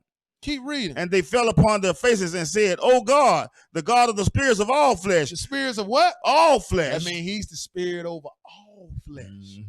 That means the breath of life that's in all the flesh, the Lord is the one that gather it, and you're a dead man. Mm-hmm. Keep reading though, bro. Shall one man sin and without be wroth with all the congregation? You mean to tell me, Lord, please have mercy on us, because this one man is going to have a whole congregation cut off because of his foolishness? What the Lord said in verse 23. And the Lord spake unto Moses, saying, speak unto the congregation, saying. Skip down to 32 and read that. Mm-hmm. And the earth opened her mouth and swallowed them up and their houses and all the men that appertained unto Korah and all their goods. So we just looking at how, hey, God don't change. Just like how he did it during the days of Moses with Korah. Even he did it during the days when he brought the children of Israel through the Red Sea. You know, he opened up the sea and allowed them to swallow the Egyptians. The Lord don't change. So we see is that what? Hey, he opened up the earth and swallowed them up and their houses and all the men that are pertaining unto Korah and all their goods. Keep reading. They and all that appertain to them went down alive into the pit. Go ahead. And the earth closed upon them, and they perished from among the congregation. 34. And all Israel that were round about them fled at the cry of them. Hold on. You mean to tell me they took off crying? Yes. I would have took off crying too if I seen an earth swallow up men that consider themselves to be holy. The Lord just made an example of these brothers. Keep going, though. For they said, lest the earth swallow us up also. Let's go back over to Jeremiah 30 now. So we just saw an example that, you know, it ain't nothing new. It's all old. The Lord done this in the Old Testament or done this in the days of our forefathers. Guess what?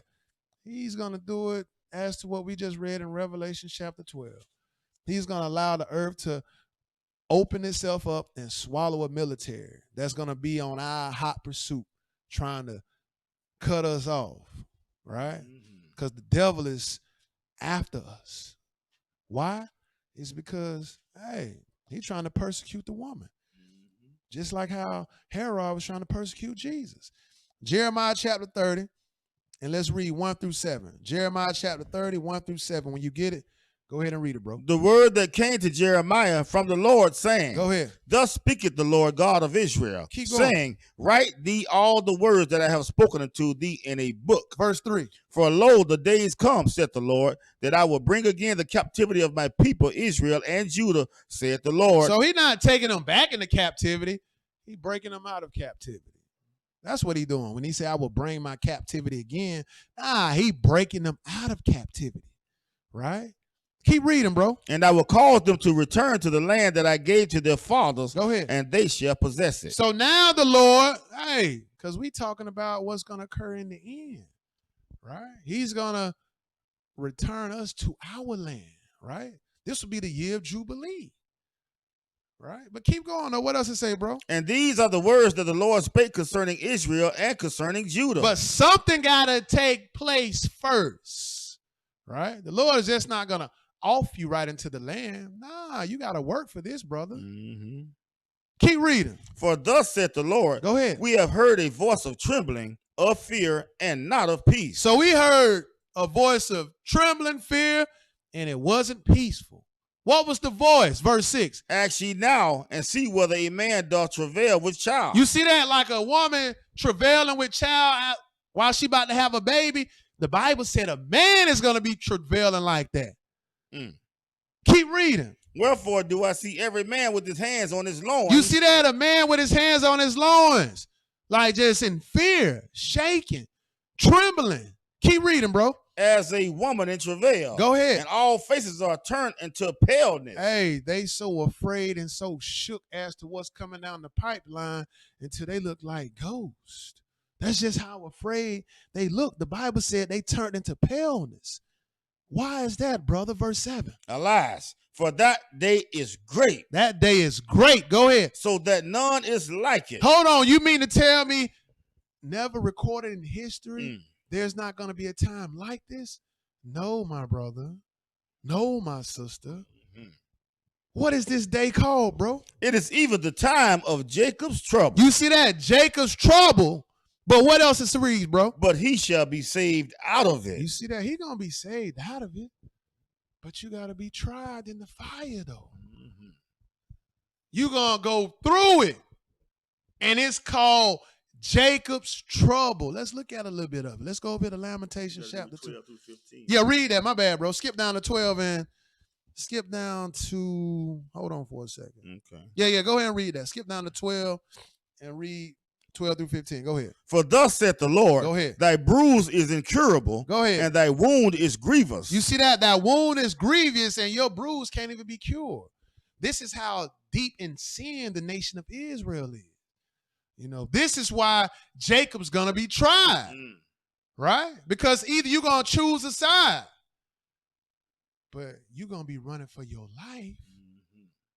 You better make up your decision quick. But we see is that what?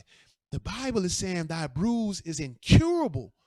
Thy wound is grievous. That means your sin is out of control. What is saying 13, bro? There is none to plead thy cause. So nobody can plead your cause. In other words, nobody can stand up on your behalf and justify your reasoning. Nah, nobody can't do that. Keep reading. That thou mayest be bound up. Go ahead. Thou hast no healing medicine. No healing medicine. Nothing can heal you. You have a grievous sore. You know, like the Bible said, those putrefied sores, they can't be healed. No healing medicine can heal this incurable bruise. Right? What is saying 14, bro? All thy lovers have forgotten thee. You see that? Hey, your lovers, they forgot you. Go ahead. They seek thee not. Go ahead. For I have wounded thee with the wound of an enemy. You mean to tell me the Lord is the one that done this? Mm-hmm. Yes, the Lord is the one that's doing this. Right? So we see is that, hey, the Bible said, I have wounded thee with the wound of an enemy. Go ahead. With the chastisement of a cruel one. Go ahead. For the multitude of thine iniquity. You see that? This is the reason why Jacob trouble is coming to a city near you. Dealing with the nation of Israel and those that cleave to the house of Israel as well. This is why. It's because of the iniquity that could not be healed. Right? It says, for I have wounded thee with the wound of an enemy, with the chastisement of a cruel one, for the multitude of thine iniquity. Because what? Because thy sins were increased. You see that? The sins were increased. What is saying verse 15, bro? Why criest thou for thine affliction? So why are you even crying? Go ahead.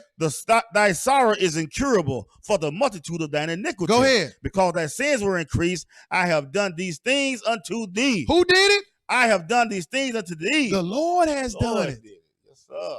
The Lord is doing this. Let's go over to Lamentations chapter 2 now. Mm-hmm. Lamentations chapter 2. The Lord is the one that's driving this ship, brothers and sisters. Yes, sir. You know, he's the one that's going to allow this to take its course with Jacob. Yes, sir. He's the one that's going to let it play out. If you want to serve this idol, okay, I'm going to give it to you fully. And I'm going to lay it on the hand of the Catholic Church to give it to you. You know, they're going to introduce this evil. And I'm going to allow it to run its course for 3.5 years. And guess what? If you ain't in the wilderness, you are going to be troubled. You truly are. So let's look at this Lamentations chapter 2. And, you know, when you read Lamentations, it's talking about how Israel was cast out of the land, you know. But the same agenda that they was cast out for is the same agenda why they're going to be going through Jacob's trouble, because of their iniquity. Lamentations chapter 2, and let's read 1 through 3, and we'll skip down and read 5. Go ahead, bro. How hath the Lord covered the daughter of Zion with a cloud in his anger? Hold on. You mean to tell me the Lord is covering the daughters of Zion in anger? Yes. Furious as he can be. Go ahead. And cast down from heaven into the earth the beauty of Israel. You see that? The beauty of Israel has been cast down to the earth. Keep reading. And remember not his footstool in the day of his anger. So he didn't remember the children of Israel in the day of his anger. Verse 2. The Lord has swallowed up all the habitations of Jacob. Go ahead. And hath not pitied. You see that? The Lord ain't having no pity. Go ahead. He hath thrown down in his wrath the strongholds of the daughter of Judah. Go ahead. He hath brought them down to the ground. He hath polluted the kingdom and the princes thereof. What it say in verse 3 though? He hath cut off in his fierce anger all the horn of Israel. You see that? The government, all of Israel, the horn, he has cut them all off, right? And understanding, yes, this is when the children of Israel was cast out of the land, but we just read in Jeremiah chapter 30 is why the Lord is allowing this trouble to be upon Jacob. Because of the iniquity, because of the bruise that couldn't be cured, because of the grievous sore. And guess what? There was no healing medicine for you, right? So we see is that at the bottom of verse 3 or at the top it says, he have cut off in his fierce anger all the horn of Israel. And what else? He had drawn back his right hand from before the enemy. Keep reading. And he had burned against Jacob like a flaming fire. Go ahead. Which devoureth round about. You see how angry the Lord is? He's going to allow his fire to kindle all over Jacob. Skip down to verse 5 and read that for me, bro. The Lord was an enemy. He has swallowed up Israel. He did what? He has swallowed up Israel. What was he? An enemy. Mm-hmm. See, we started out the class in what? Psalms 91. Let you know it's that God is your refuge, but guess what? You got to adhere to his word. Mm-hmm. So if you ain't trying to adhere to his word, you're an enemy. So we see is that what? Verse 5 says, the Lord was an enemy.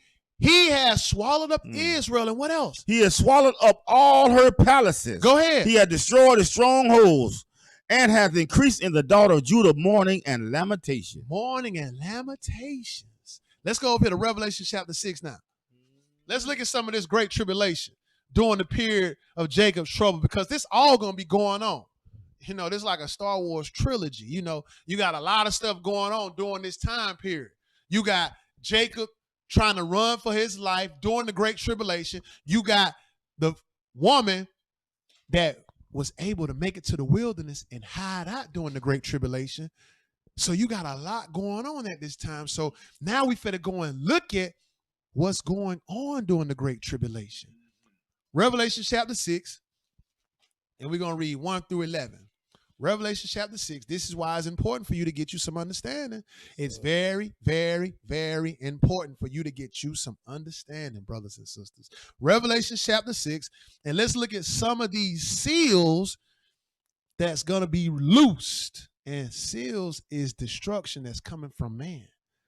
All right. Revelation chapter 6. Let's read verses 1 through 11. When you get it, go ahead and prophesy, bro. And I saw with the Lamb open one of the seals, and I heard, as it were, the noise of thunder. Go ahead. One of the four beasts saying, come and see. Come and see.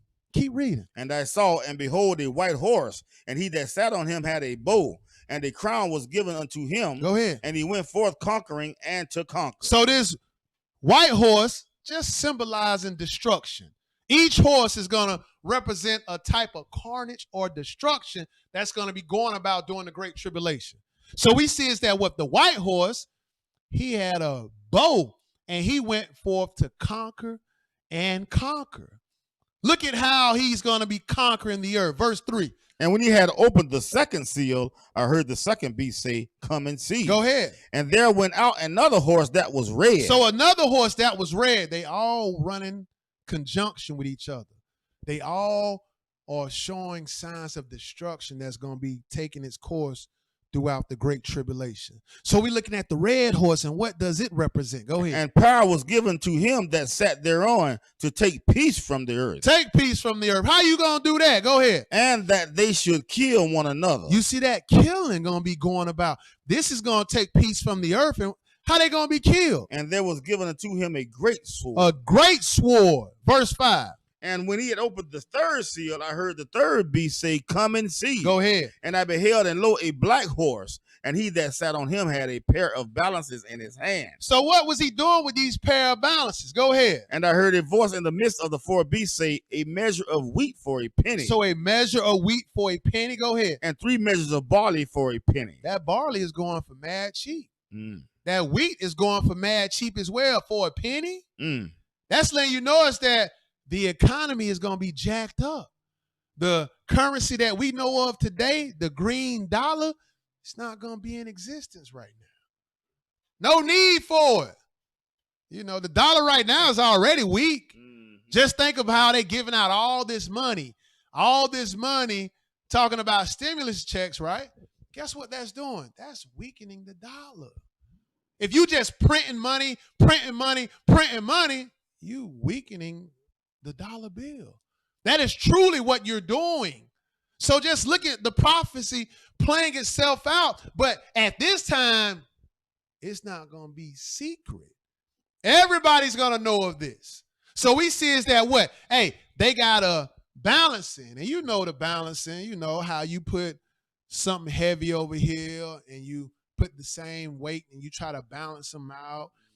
One might lean further to the right than the left. Well, that's what's going to be going about when you are purchasing your food. It says what? Wheat for a penny, a measure of wheat for a penny, and 3 measures of barley for a penny. See thou hurt not the oil and the wine. Verse 7. And when he had opened the 4th seal, I heard the voice of the 4th beast say, come and see. Go ahead. And I looked, and behold, a pale horse. Keep and reading. his name that sat on him was Death. So his name was called Death.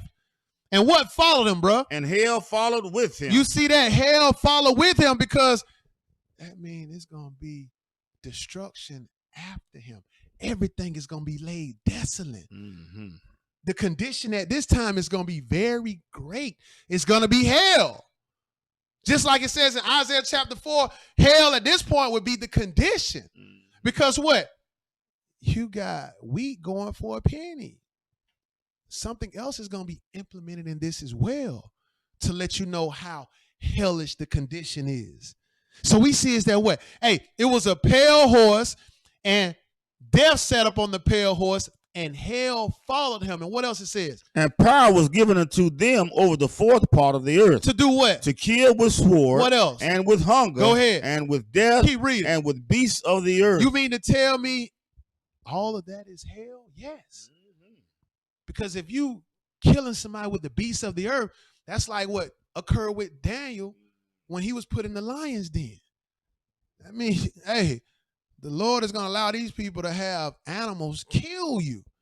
They might throw you in a pit full of tigers. But you don't want to make it, or you don't want to be around during this time, brothers and sisters. You want to be in the wilderness, because this is going to be an ugly time, brothers and sisters. And God is giving you a geographical location where you can hide out from this tribulation. So we see is that what? The bottom of verse 8, it says, and with the beast of the earth. Keep reading though, bro. And when he had opened the 5th seal, I saw under the altar the souls of them that were slain for the word of God. Go ahead. And for the testimony which they held. And, you know, dead people don't cry. This is just figurative, or just talking about what's going to actually take place, you know, during this time, is that those that are dead are going to be avenged, in other words. Mm-hmm. Right? What it say in verse 10, bro? And they cried with a loud voice, saying, how long, O Lord, holy and true, dost thou not judge and avenge our blood on them that dwell on the earth? Verse 11. And white robes were given unto every one of them. Go ahead. And it was said unto them that they should rest yet for a little season. They're going to rest for a little season. Go ahead. Until their fellow servants also and their brethren that should be killed as they were should be fulfilled. Hold on. You mean to tell me they got fellow brothers that's going to be killed the same way? Yes. That has to come to pass. It got to take its course. Are you trying to be one of these to be killed? Hey, you may have to do it anyways if you serving God. Everybody ain't going to make this run. That's why Peter was saying the righteous going to be scarcely saved. Letting you know it's going to be a remnant. That's why when you think about it, right, we're going to read it, you know, is that you got people that are going to make it to the wilderness, and you got people that are going to make it out of great tribulation. Two sets of people. But the Lord, we're going to read it, He's going to mark 144,000 Israelites, right? It's not a lot. But who knows how many is going to make it into the great tribulation? I mean, who knows how many is going to make it into the wilderness? Mm-hmm. But just letting you know is that, man, get you some understanding, man. Because we seeing what? Verse 11, hey, a lot of people got to be killed. A lot of people got to be killed, like the Bible says, like they brethren. Let's go a little bit further, though. Let's go over here to Revelation 13 now. We're looking at the Great Tribulation. We just saw it in Revelation chapter 6. We're going to look at a little bit of over here in Revelation 13 because it's going to give you a time frame on it. It's going to give you a time frame letting you know what time all this is going to take its course.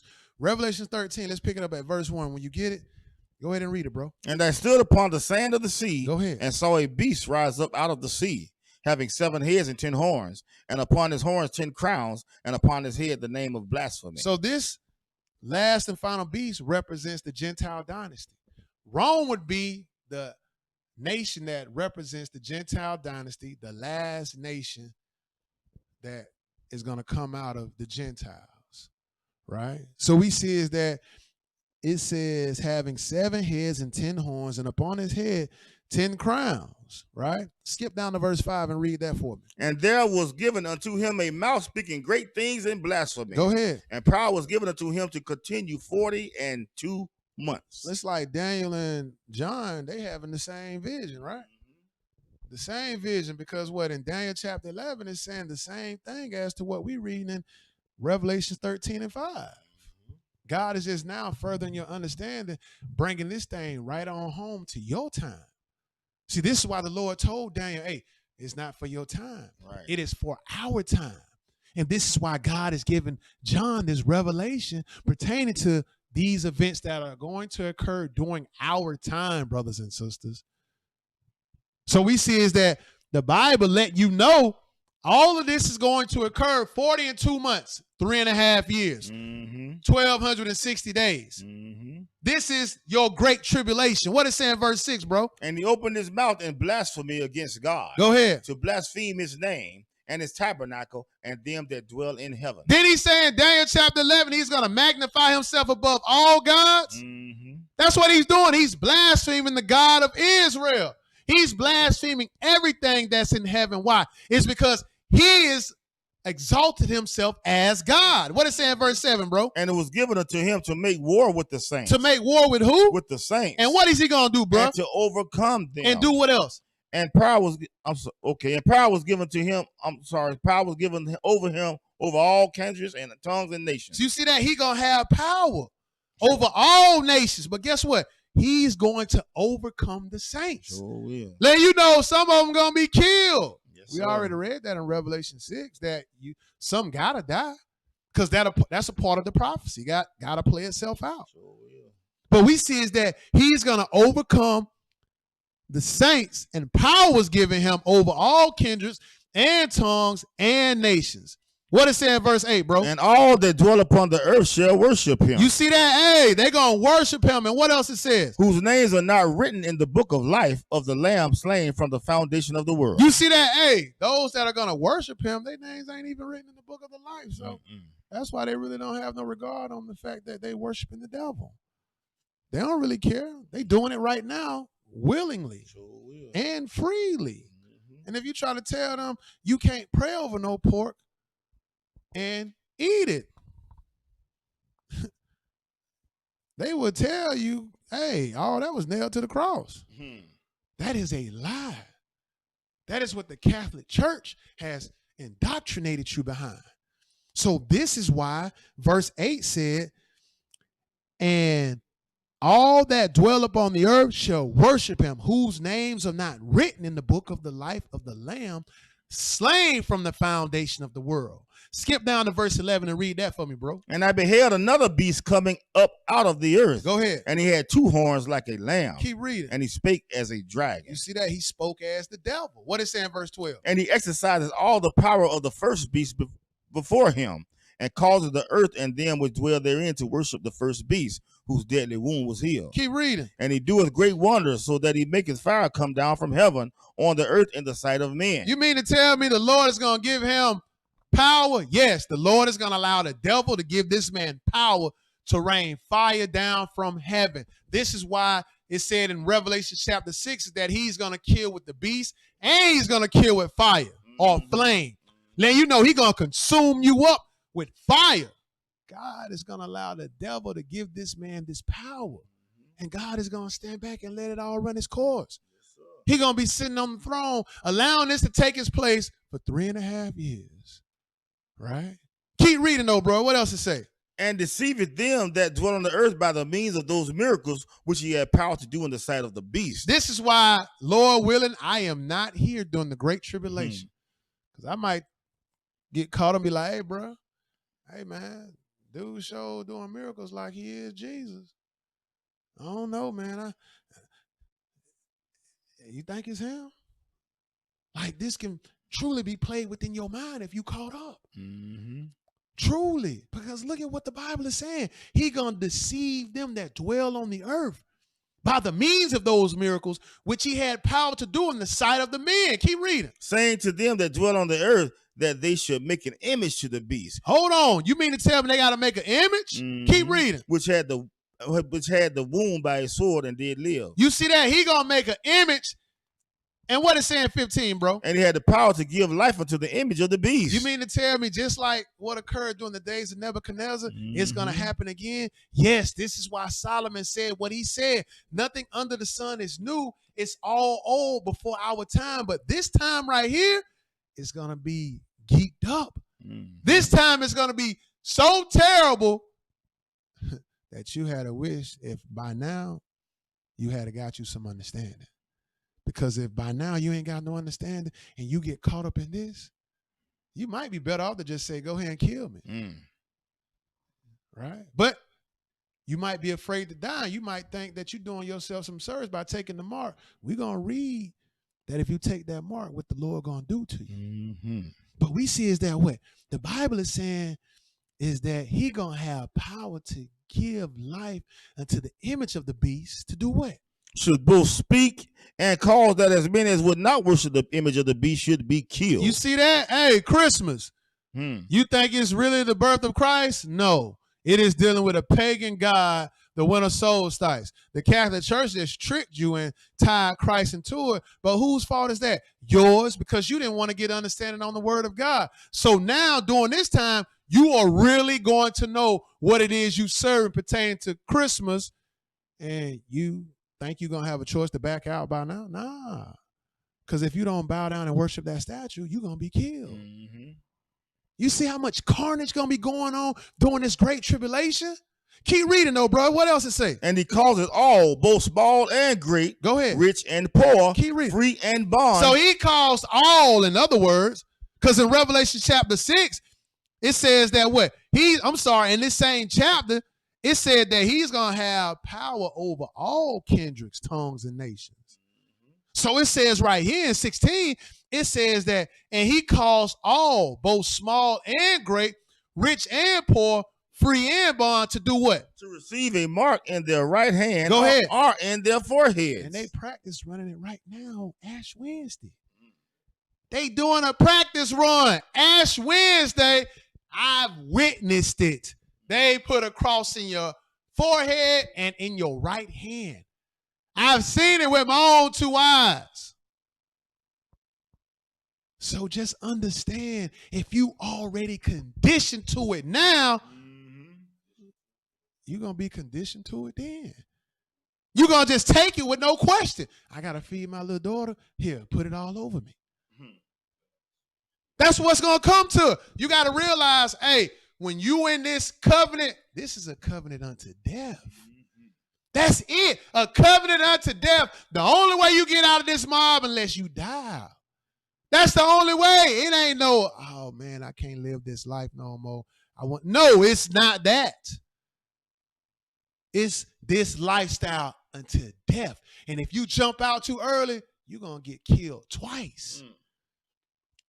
You're going to get killed twice. So it's best for you to just keep yourself chaste and hold fast all the way until the end, because we read in the beginning of the class is that, hey, if you keep his word, guess what he's going to do? He's going to keep you from the hour of temptation. So just keep his word, right? What else to say, bro? Keep reading. And that no man might buy or sell, save he had the mark of the name of the beast or the number of his name. You see that? This is the only way you're going to be able to buy and sell. You see that in Revelation chapter 6. Yeah, that's why the currency going to be so jacked up, because it ain't going to really be about money then. It's going to be one world religion. And it's going to be one world currency. So at that time, it ain't really about getting rich. It's really about you bowing down and serving the devil. That's really what it's all about. And guess what? If you don't do it, you're going to be killed. It ain't going to be no slick tip on them putting no RFID chip in these vaccines. Nah, they ain't going to do it with no slickness. You have to make the conscious choice. Mm-hmm. And the conscious choice you have to make is, hey, I'm dying with Christ. Skip a mark, or I need to feed my family. Man, go ahead and give it to me. Let's not do it out in public. Take me in the back room and give it to me. Like the Lord don't see you. Yeah. Like the Lord don't see you. Keep reading, bro. What else it say? Here is wisdom. Here is wisdom, because what in 17 it says, this mark is a number. So if you got this mark on you, look at what this mark represents. What's the wisdom, brother? Let him that hath understanding count the number of the beast. Keep reading. For it is the number of a man. It's the number of a man. Go ahead. And his number is 666. 666. That's the sign of the devil. He just bred his cattle, right? That's what they do with these cows. They stamp them with USDA beef on them. That means that cow belongs to that farmer. Guess what the Catholic Church has done with you? They have stamped their product. Now you belong to them.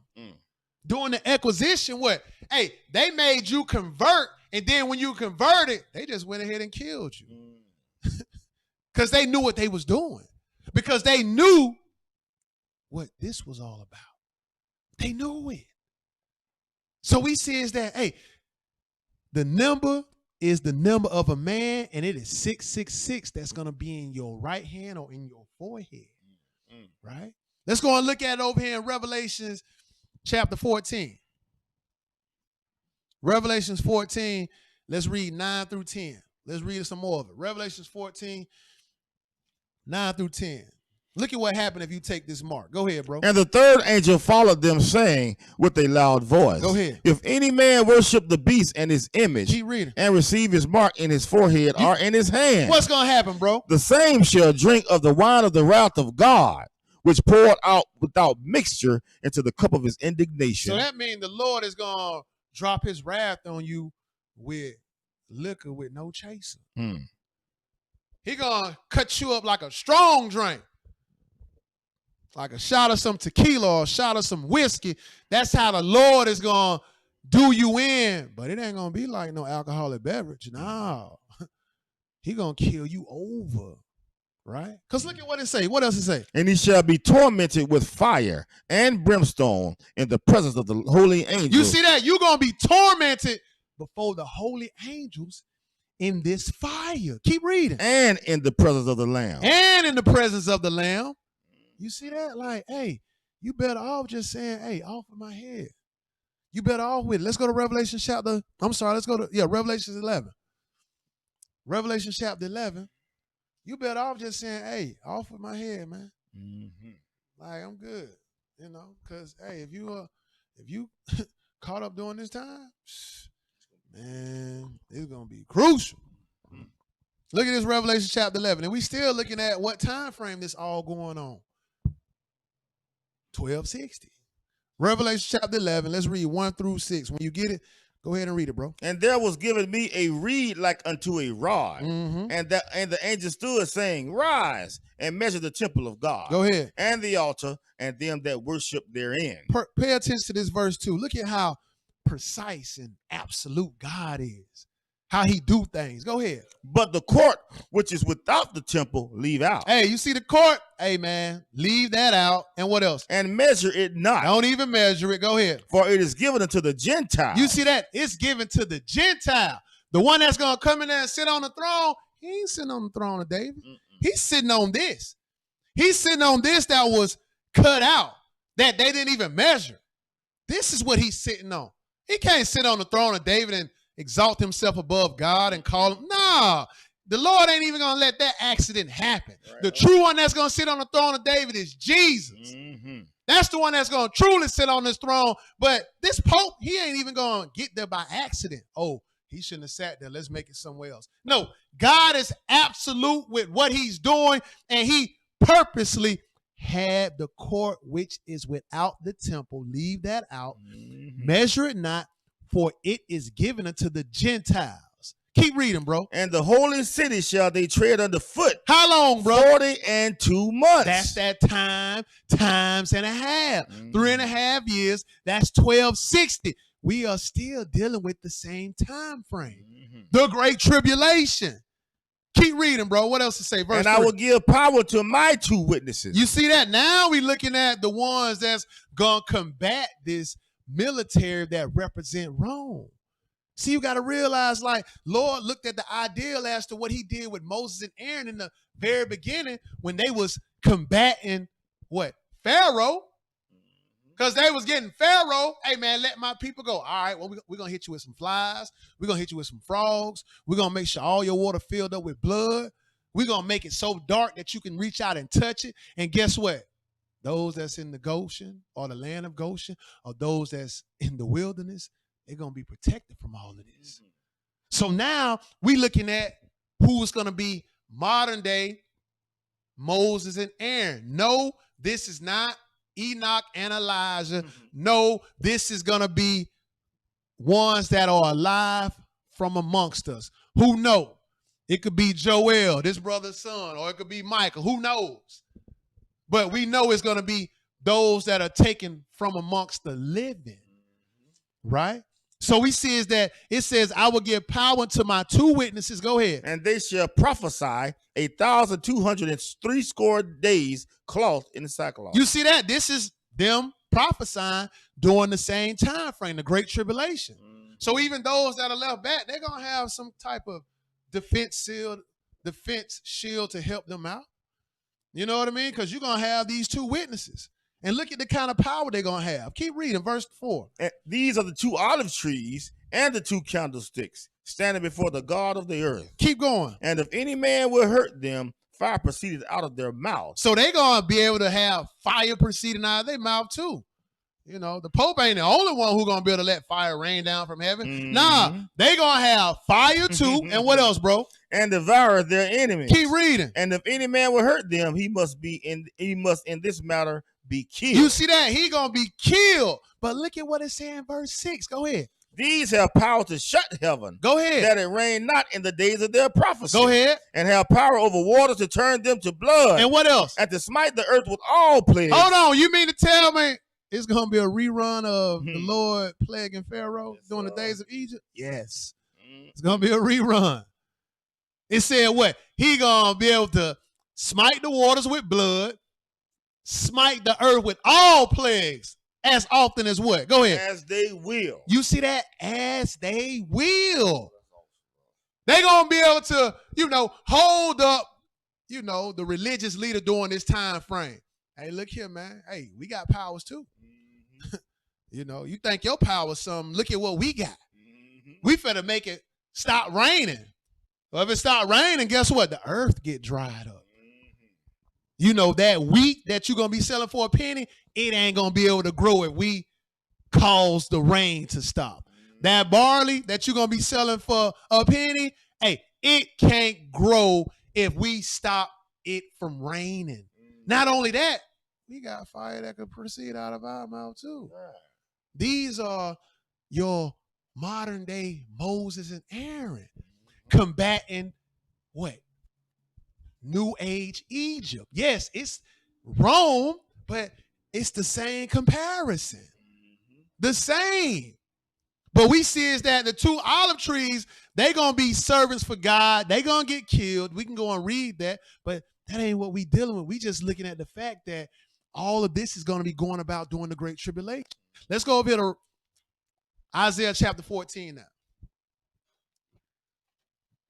Isaiah chapter 14.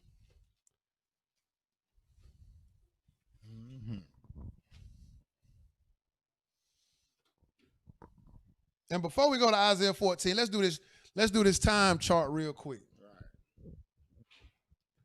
So I wish I had a whiteboard or, but we ain't got one. But, the numbers that we was dealing with what? The 2,300 days. Yep. 2,300 days. How you can pull it up? You got a chalkboard? Okay, we got a little small whiteboard. So give us a second. But what we're gonna look at, the numbers, and I don't know if anybody, was writing them numbers down, but 2300 is,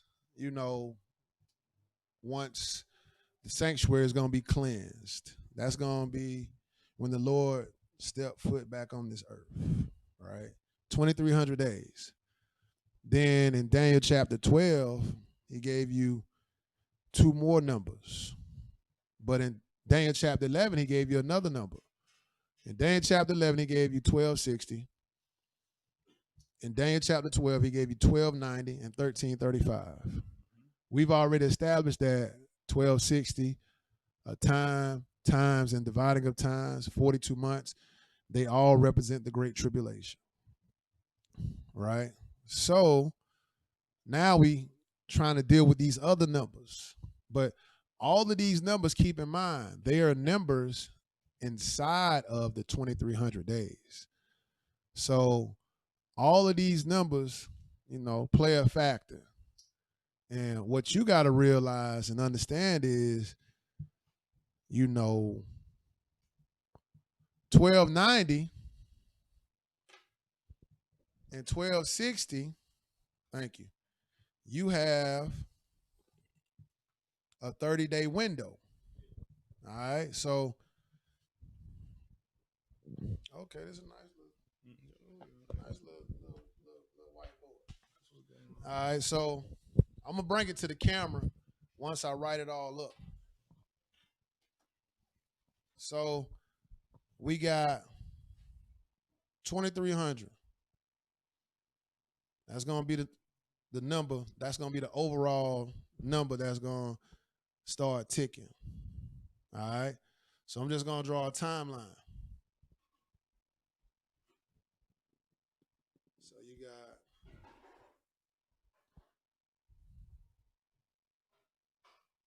2300. Then from 2300, right, you got 1010 days. You know why it's 1010 days? Because you're going to have that many days of sacrificing before you get to 1290. Because at 1290, everything is going to stop. All right? So you got 110 days of sacrificing. A lamb in the morning and a lamb in the evening. Right? But then you got 1290. That's going to be the stopping period. All right. So how did I get 1010 days? I just subtracted 1290 from 2300. And that's what gave me 1010 days, because at 1290 is going to be the stopping point. All right. So now, and it's counting backwards. All right. It's counting backwards. So now we get into 1260. And 1260, we already know Great Tribulation, right?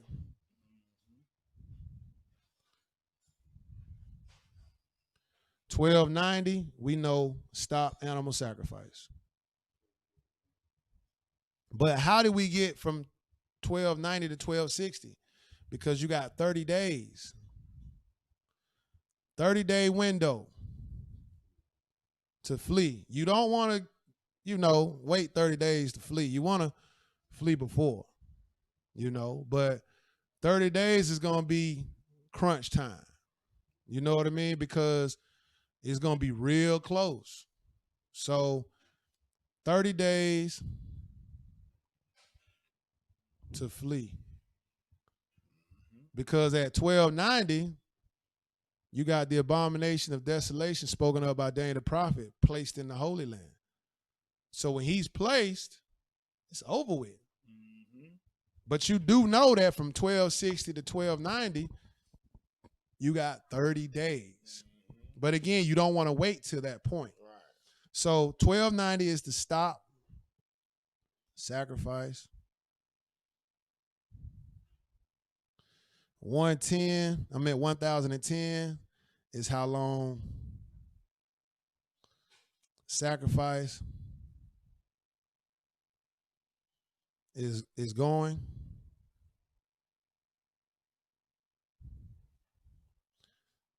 And from that point, we're not going to really so much deal with 1335 because I can give you, what I think the extra 45 days is, but, that's just,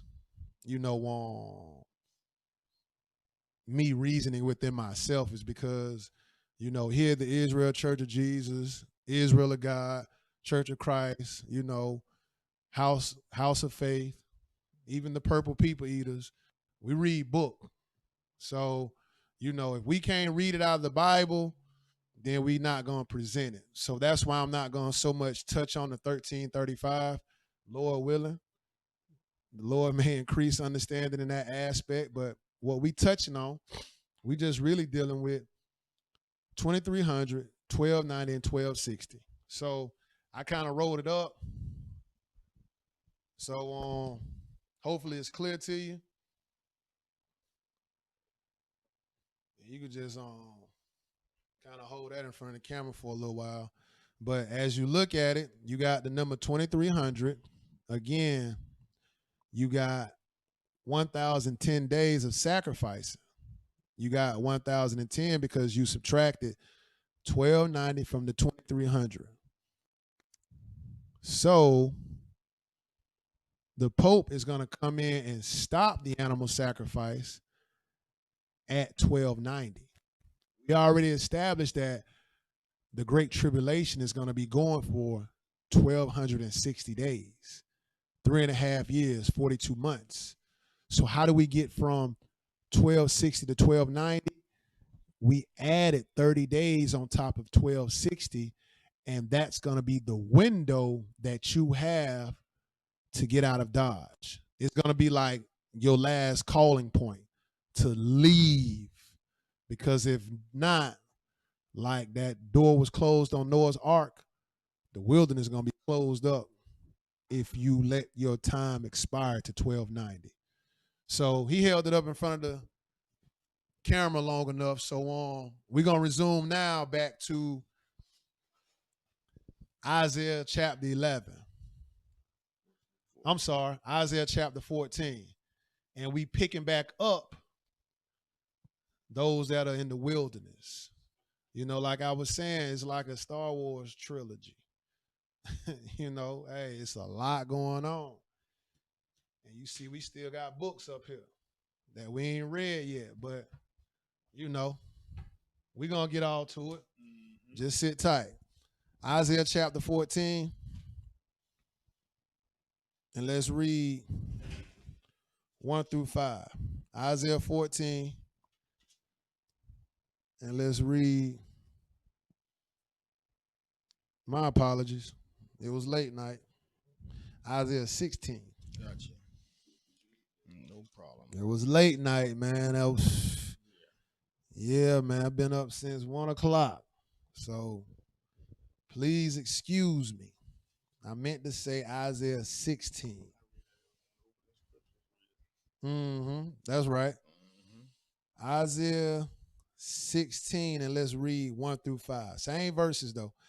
Isaiah 16, 1 through 5. Go ahead and read that for me, bro. Send ye the lamb to the ruler of the land from Selah. Go ahead. To the wilderness, unto the mount of the daughter of Zion. So send the lamb to the ruler of the land, to the wilderness, right?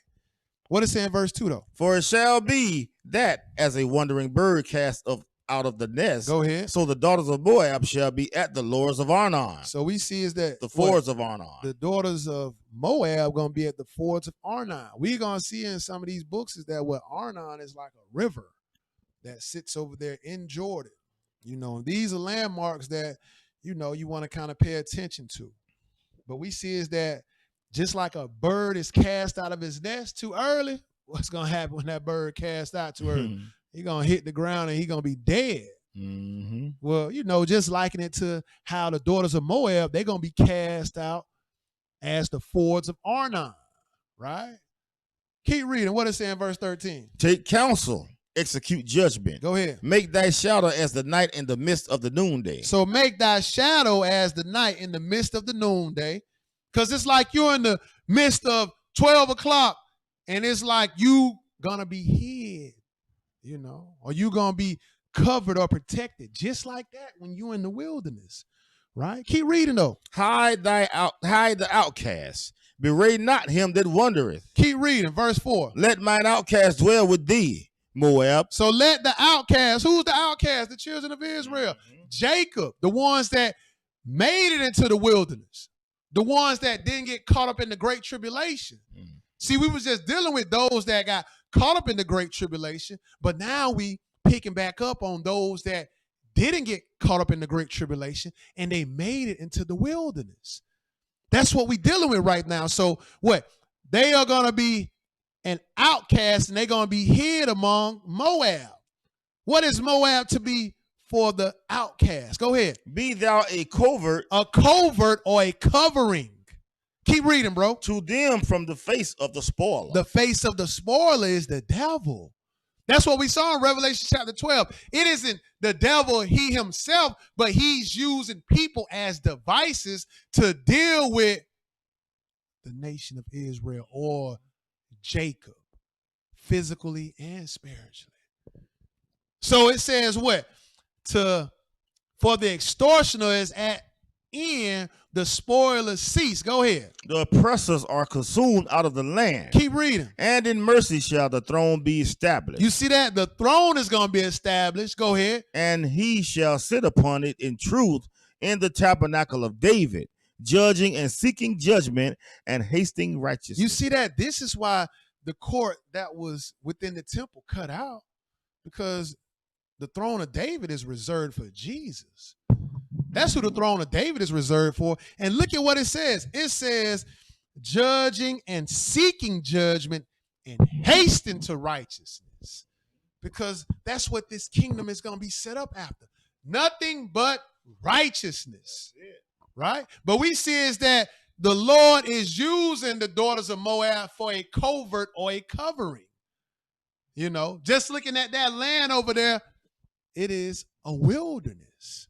It truly is, and we're going to see some of it. So what we're going to do is we're going to look at geographical landmarks. That was first. Yeah. Yeah. What we're going to do is, that one first. Okay. But what we're looking at, and you can go and look at today, the capital of Jordan is Ammon. But during they call it the Iron Age, but I mean, you know, the Iron Age is what? I think 3 divisions. You got prehistory, pro-history, and humanity, but that all is summed up as the old world. So the old world would be considered what we're reading biblically. And during that day or during that time, it was Ammon with the O-N. So the daughters of Ammon, which was what? One of Lot's kids. But we see is that if you can Google, it's real simple. The capital of Jordan is Amen, Amman. But it's still the same Ammon, Ammon in the Bible. Just a letter change. But even when you look at the capital and you look at the history, it even talks about how, you know, Ammon has some of the oldest artifacts pertaining to the Bible era in the world. Some of, not all of, some of. But right now, the capital of Jordan is Ammon, which is what we read in Daniel chapter 11, is that he was going to not overthrow Moab, Ammon, and Edom. He wasn't going to overthrow those 3 locations. So right now, Ammon is a location that still exists today, and it is located in Jordan. And we're going to realize that Moab and Edom is located in Jordan also. So let's look at Moab, and let's just read what's underlined. And he's in Moab, the Encyclopedia Britannica, page 981. What do you got?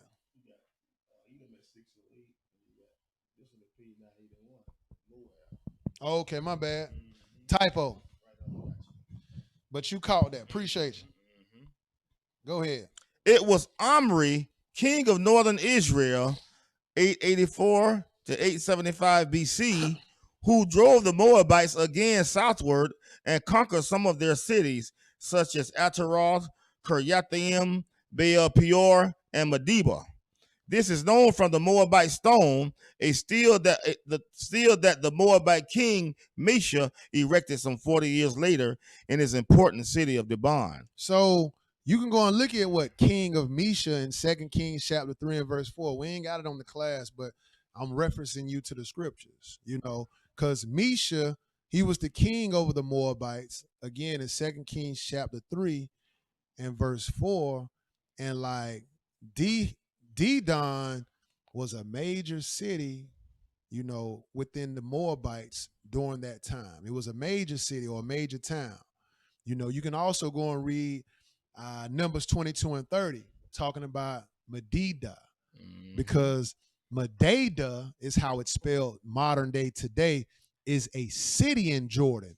And like we read in Isaiah chapter 16, talking about the fords of Arnon. Well, Arnon is a river that runs through the eastern side of the Jordan River. And it is a river. And right there that sits at north of Arnon would be Medida, a city in Jordan. So just looking at what Moab would be another city that is included in Jordan. So we got Ammon, the capital of Jordan, and we got Moab is also another city in Jordan. And I didn't find, I couldn't find the modern day term as Moab, but they use it today as Moab. It's just that when you look on your modern day calendar, it's not there. But Medida is there. And again, that's in Numbers 22 and 30, letting you know is that the king of Mesha was the king over the Moabites, and Medida was one of the major cities in the land of Moab, which is a city in Jordan right now. So let's go to the next piece of information. That's it on that. It says city of Dibon, just north of the Arnon. You see that? Just north of the Arnon. Now let's go and look at Edom. And again, we can read all of this within the Bible. Again, we probably don't went past the time, but again, we looking at now geographical landmarks just to show you where you can have an idea where the place of safetyness is located. All right. So now we reading Edom, and it's in Britannica 981. Absolutely. Go ahead, bro. In the pre-exilic period, the territory of Edom lay solely east of the Dead Sea and the Wadi Araba. The great rift extended between the south end of the Dead Sea. So if you look at the Red Sea, and you may have one in the back of your Bible. If not, just pull up your map of what they call the Middle East. Just pull that up, and what you'll see is the Red Sea, it runs north and south, right? And then you have the Suez Canal, and then you have two joining bodies of water, the Suez Canal and the Gulf of, what's that, Arada? What that say? The Gulf of Agaba. So you got those two joining bodies that kind of run, into each other, into the Red Sea. But what it's doing is it's pointing you in a location as to where Edom is. So if you, and we're gonna look at a map in this last atlas of the Bible, but if you pull it up, you'll see where the rift is. And it's going to tell you, keep reading. It says Gulf of Agaba, the east arm of the Red Sea. See that? The east arm of the Red Sea. So if you look at it on the map, the Gulf of Agaba, it looks like an arm. because it's kind of like two twig leaves. You know, you got one going up and you got one going to the right. The Gulf of Argaba would be, you know, that arm. And then north of that would be the Dead Sea. And it says in between, what did it say? It says the east arm of the Red Sea. No, I keep reading. It says Okay. between right there. Okay, my bad. Go ahead, you good. It says, and okay, that of the Dead Sea and the Wadi Arabia, the great rift extended between the south end of the Dead Sea. You see that? So it's extended between. So the Gulf of Arabia and the Red Sea, because I'm sorry, the Dead Sea, because the Dead Sea is the Salt Sea. And that's the sea that sit on the west side of the Jordan River. So if you run the Jordan River, you look at the Salt Sea or the Dead Sea, it's north of the Gulf of Arabia, and it's telling you right where the Gulf of Arabia and the Dead Sea almost bridge at. Right there on the east side is where Edom sits at. And that would also be in Jordan. Just take you a map. And we ain't have no map, so what I did with that map? Hold on. Let me give you a better idea. I just had a map. I was looking at it this morning. Here you go. All right. I'm going to come up here to this because I'll show you what I'm talking about.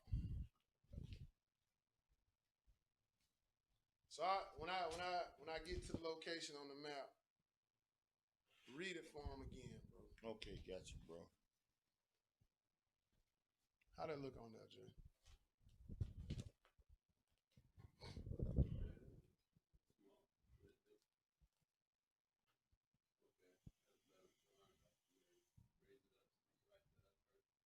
You can see? Okay, yeah, you can see it.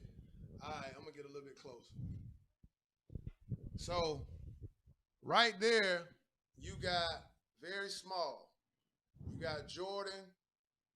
You got the Gulf of Argaba. How you say it again? Agaba. And then north of that, you got the Dead Sea, which is the Salt Sea. So if you see that small little dot right there up under Jordan, it tells you it's in between that. Edom is in between Gulf of Argaba and the Dead Sea, and it sits between that to the east of it. That red, that little pin dot, that would be right there on the border, the cusp of Saudi Arabia, but it's more so in the land of Jordan. But if you didn't get that, it's real easy to find, but just Google it. And these are geographical locations that we kind of mapping out for you so you can have an idea as to what the place of safetyness, whereabouts are. Now let's go. Are you done with that? Yeah. Okay, now let's go to nah. Now let's go to the last book, the Bible of the Atlas. And that ain't nothing to read. That's just a map. Okay, Let me see it. Okay. I'm gonna hold it up because that one kind of big. Okay. Jay, you want to hold this one? Appreciate you.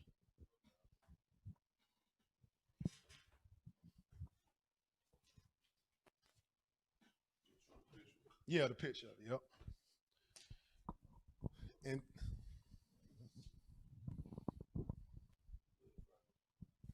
all right, and this right here, this is the last piece of information. It's the Bible of the Atlas, and just yeah. So if you look at the red lines is actually outlining the wilderness in each location. So you got the wilderness of Edom, which is south. You got the wilderness of Moab, which would be central, and you got the wilderness of Ammon, which would be north. All those are wilderness locations, and all three locations are located in Jordan. You know, I remember a brother kept asking, about the wilderness, is it located in Jordan or Saudi Arabia? And I was like, man, let's just deal with this. And it's actually, these locations are actually in Jordan, as to what I've discovered. So again, that's the Bible of the Atlas. And if you can't see it that well, we'll try to repost some of this stuff. But other than that, let's go over here to Isaiah 35 now. Appreciate you, bro.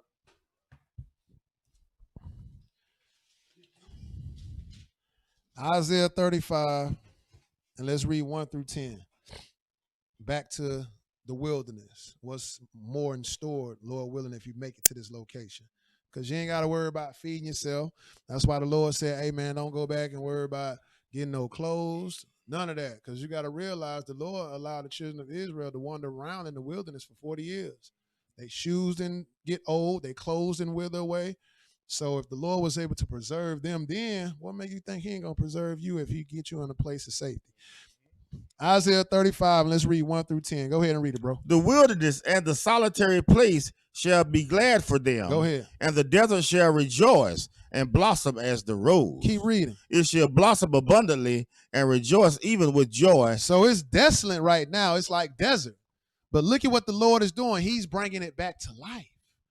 He's saying it shall blossom abundantly. And what else? And rejoice even with joy and singing. Keep going. The glory of Lebanon shall be given unto it. So just like Lebanon was considered to be a glorious country, hey, the wilderness is going to be considered the same like manner, because the Lord is going to bring the wilderness back to life.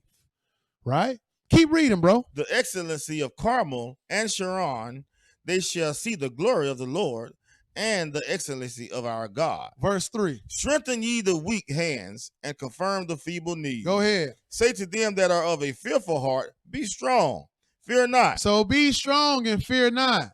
Remember, you make it to the wilderness, Lord willing, don't be like our forefathers murmuring.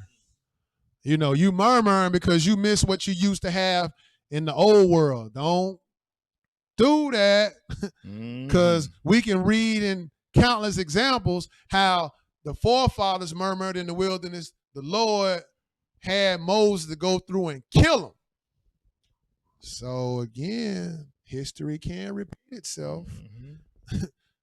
Don't be fearful, right? It says, be strong, fear not. Go ahead. Behold, your God will come with vengeance, even God with a recompense. He will come and save you. You see that? He'll come and save you. That's why we read in Jeremiah 30, hey, he's going to save Jacob. You're going to go through it. He's going to deliver you. Keep reading, though. Then the eyes of the blind shall be opened. Go ahead. And the ears of the deaf shall be unstopped. Keep reading. Then shall the lame man leap as an hart, and the tongue of the dumb sing. Go ahead. For in the wilderness shall waters break out, and streams in the desert. You see that? Streams in the desert. How often do you see that? In a desert, streams of water. You don't see that. What? People try to drink water from cactus plants in the desert. Nah, you don't see things like this. But this is what the Lord is going to do. He's going to revive, or he's going to turn the desert into a water spot where you're going to be fed, you're going to be taken care of. He's going to bring this desert to life. Keep going, bro. And the parched ground shall become a pool. You see that? The parched ground is going to become a pool. Go ahead. And the thirsty land springs of water. Go ahead. In the habitation of dragons, where each lay shall be grass with reeds and rushes. Keep reading. And an highway shall be there. And a highway. What's this highway? Go ahead. And a way, and it shall be called the way of holiness. This the highway that's going to lead you into the Holy Land. This that highway that's going to take you into Jerusalem, because we can go and read in Ezekiel 20 how the second time when the Lord is going to be in the wilderness. See, we ain't going to deal with that in this class because, again, we'll just keep going. But Jesus is going to be in the wilderness the second time, and that is when he's going to gather the nation of Israel and bring them into the wilderness. See, this time, the Lord is going to set it so that we can get there, right? He's not back on the earth at this point. But guess what? This road is going to lead you to the Holy Land. We can go and read that in other places, right? So he says that the Bible said, what? And a highway shall be there, and a way, and it shall be called the way of holiness. What else it say? The unclean shall not pass over it. You see that? The unclean ain't gonna be able to pass over it. Keep reading. But it shall be for those the wayfaring men. Keep reading. Thou fools shall not err therein. You see that? You ain't gonna be able to get in this by accident or by reason. Nah. You gotta have a ticket or a VIP pass. And your pass is righteousness.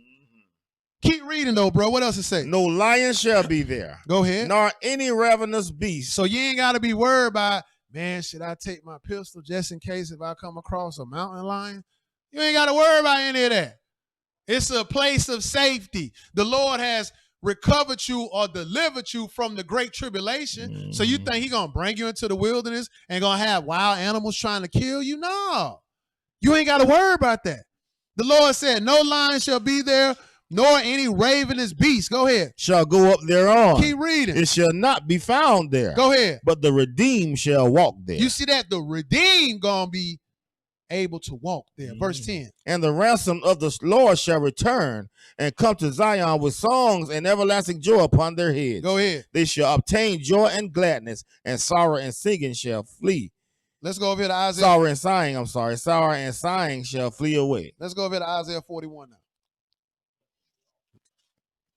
I know, huh? Man, Lord, will I pray I make. Me too. I know. Isaiah 41. And let's pick it up at 4 through 5. Isaiah 41, 4 through 5. When you get it, go ahead and prophesy, bro. Who hath wrought and done it, calling the generations from the beginning? Mm-hmm. I, the Lord, the first and with the last, I am he. The Lord is he. He's the one that called the generations from the beginning. This is God calling the end in the beginning. We looking at how the Lord is going to save the nation of Israel, right? Because the Bible did say, I'm going to save Jacob, right? What it say in verse 6, bro? The owl saw it and feared. Uh-huh. The ends of the earth were afraid, drew near and came. The owls will be the nations. What? They saw it. And it says the ends of the earth were afraid and drew near and came, right? Skip down to verse 8 and read that. But thou Israel, art my servant. Keep reading. Jacob, whom I have chosen. You see that? The Lord has chosen Jacob, right? And what else is said about Abraham? The seed of Abraham, my friend. You see how the Lord has set up the servant, Jacob? The Lord says, you are my servant. What he said in verse 9, though? Thou whom I have taken from the ends of the earth. Go ahead. And called thee from the chief men thereof. You see that? Israel has been called from the chief man thereof. Meaning, it's a selective nation. And the seed of Jacob was that nation that was selected. Right? So we says that what? The Lord said, I've called thee from the chief men thereof. What else it say, bro? And said unto thee, thou art my servant. Go ahead. I have chosen thee and not cast thee away. And that's what Paul was saying in Romans chapter 11, saying the same exact thing. God has not cast his people away. I know that's right. Right? We still here on the job. Yeah. We the valley of the dry bones, waking up, turning back to keeping these laws, statutes, and commandments, and preaching this gospel. So you got to realize, like, everybody hasn't been blessed with this understanding because everybody wasn't made a covenant with that was a blood covenant. So the brother got the same understanding right here, just like I. It ain't, one has a greater understanding. Nah, God has blessed us with all of this knowledge.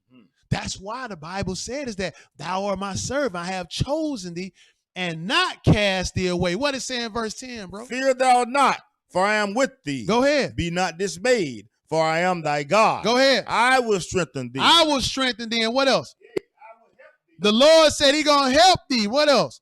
I will uphold thee with the right hand of my righteousness. You mean to tell me God is going to hold your hand? Yes. Like you hold a 3-year-old or a 2-year-old little girl or boy. You walking with them with insecurity. You securing them. Guess what? The Lord is doing just that with the seed of Jacob. He said what? I will uphold thee with the right hand of my righteousness. Skip down to verse 13 and read that. For I, the Lord thy God, will hold thy right hand. Go ahead. Saying unto thee, fear not. Don't be afraid. I got you. Keep reading. I will help thee. This go all the way back to that Psalms 91. Mm-hmm. The Lord got Jacob. Keep reading. Fear not, thou worm Jacob. Thou weak Jacob, because you are weak, so don't be afraid. Go ahead. And ye men of Israel. Keep reading. I will help thee, saith the Lord. Keep going. And thy Redeemer, the Holy One of Israel. The Holy One of Israel. Skip down to verse 17 and read that. When the poor and needy seek water, go ahead. And there is none, and their tongue faileth for thirst. Keep reading. I, the Lord, will hear them. I, the God of Israel, will not forsake them. You see that? The Lord ain't going to forsake Israel. What else it reads, bro? Verse 18. I will open rivers in high places. He going to do what? I will open rivers in high places. Keep going. And fountains in the midst of the valley. Go ahead. I will make the wilderness a pool of water. Did he just say that in Isaiah 35? He going to make the wilderness as a parched ground? He going to make waters run through the desert land. The Lord is saying the same. It's still in the book of Isaiah, but now he's just letting you know how he's going to redeem Israel because what? He's going to be holding on to their right hand, the right hand of righteousness, right? So we see is that what? Verse 18 says, I will open rivers in high places and fountains in the midst of the valleys. I will make the wilderness a pool of water. And what else? And the dry land springs of water. 19. I will plant in the wilderness the cedar, the shittah tree. Go ahead. And the myrtle and the oil tree. Look at all these trees the Lord is planting in the wilderness. Letting you know you're going to be covered. You're going to have food to eat. What, you got an oil tree? What else it says? I will set in the desert the fir tree. Go ahead. And the pine. Keep reading. And the box tree together. Go ahead. That they may see and know and consider and understand together that the hand of the Lord hath done this and the Holy One of Israel hath created it. You see that? The Holy One of Israel has created it. Read verse 21, though. Produce your cause, saith the Lord. Go ahead. Bring forth your strong reasons, saith the King of Jacob. The King of Jacob, that's Jesus.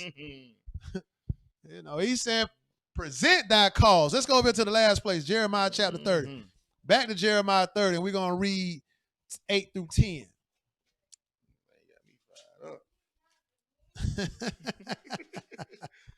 Look at him. Jeremiah chapter 30, and give me 8 through 10. When you get it, go ahead and read it, bro. Behold, I will bring them from the north country and gather them from the coast. Jeremiah 30.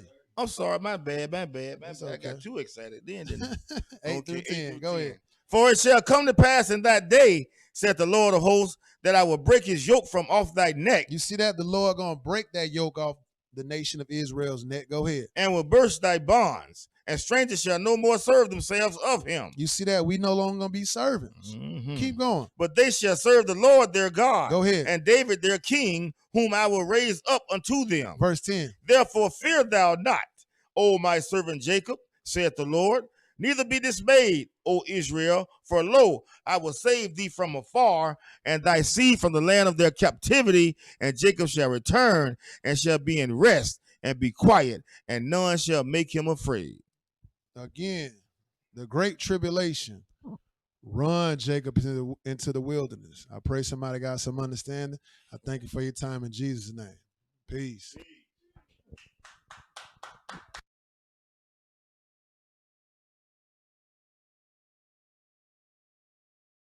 We'll have the announcements. Our prayer is that the eyes of your understanding were enlightened by today's lesson. DVDs and CDs of the lesson are available. Please place your order in the offering box along with your donation and pick up your DVD CD up at the podium next Sabbath. Please tune into Thy Kingdom Come television program, which airs in various locations. Also join us for question and answer Bible study in about an hour from now and every Wednesday night at 8 p.m. Eastern Standard Time via live stream and our teleconference at 860-970-0010, access code 343531334#.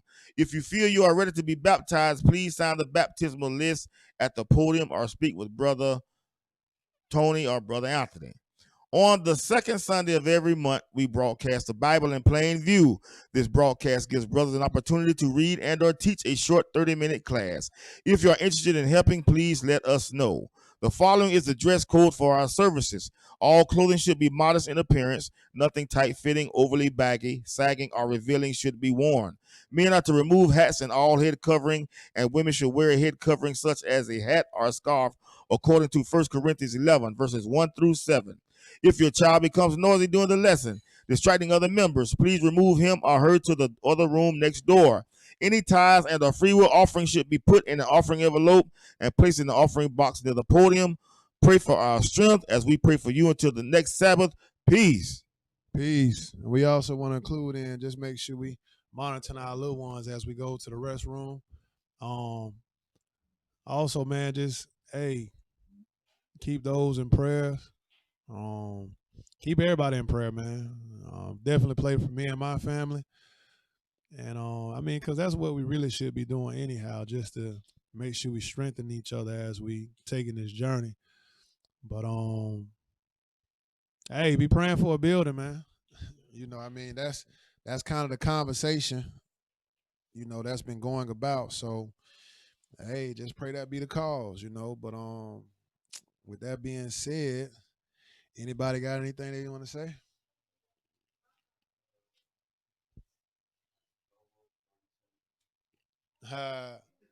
Yeah, I don't vote. You know, so I don't know, but my king is Jesus, so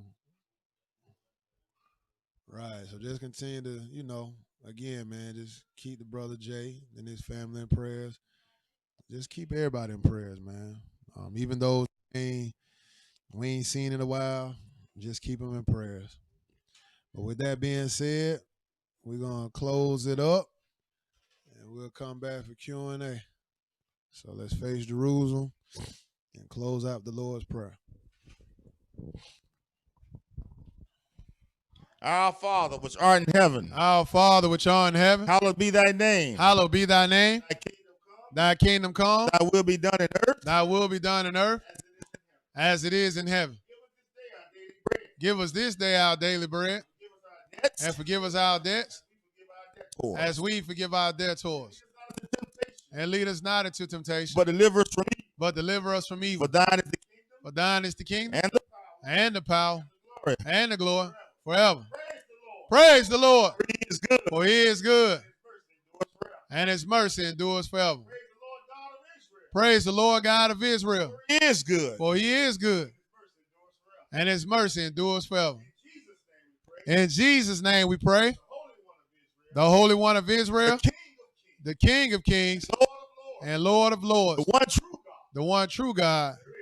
There is no other. Amen. Hallelujah. Hallelujah. Hallelujah. In Jesus' name. Amen.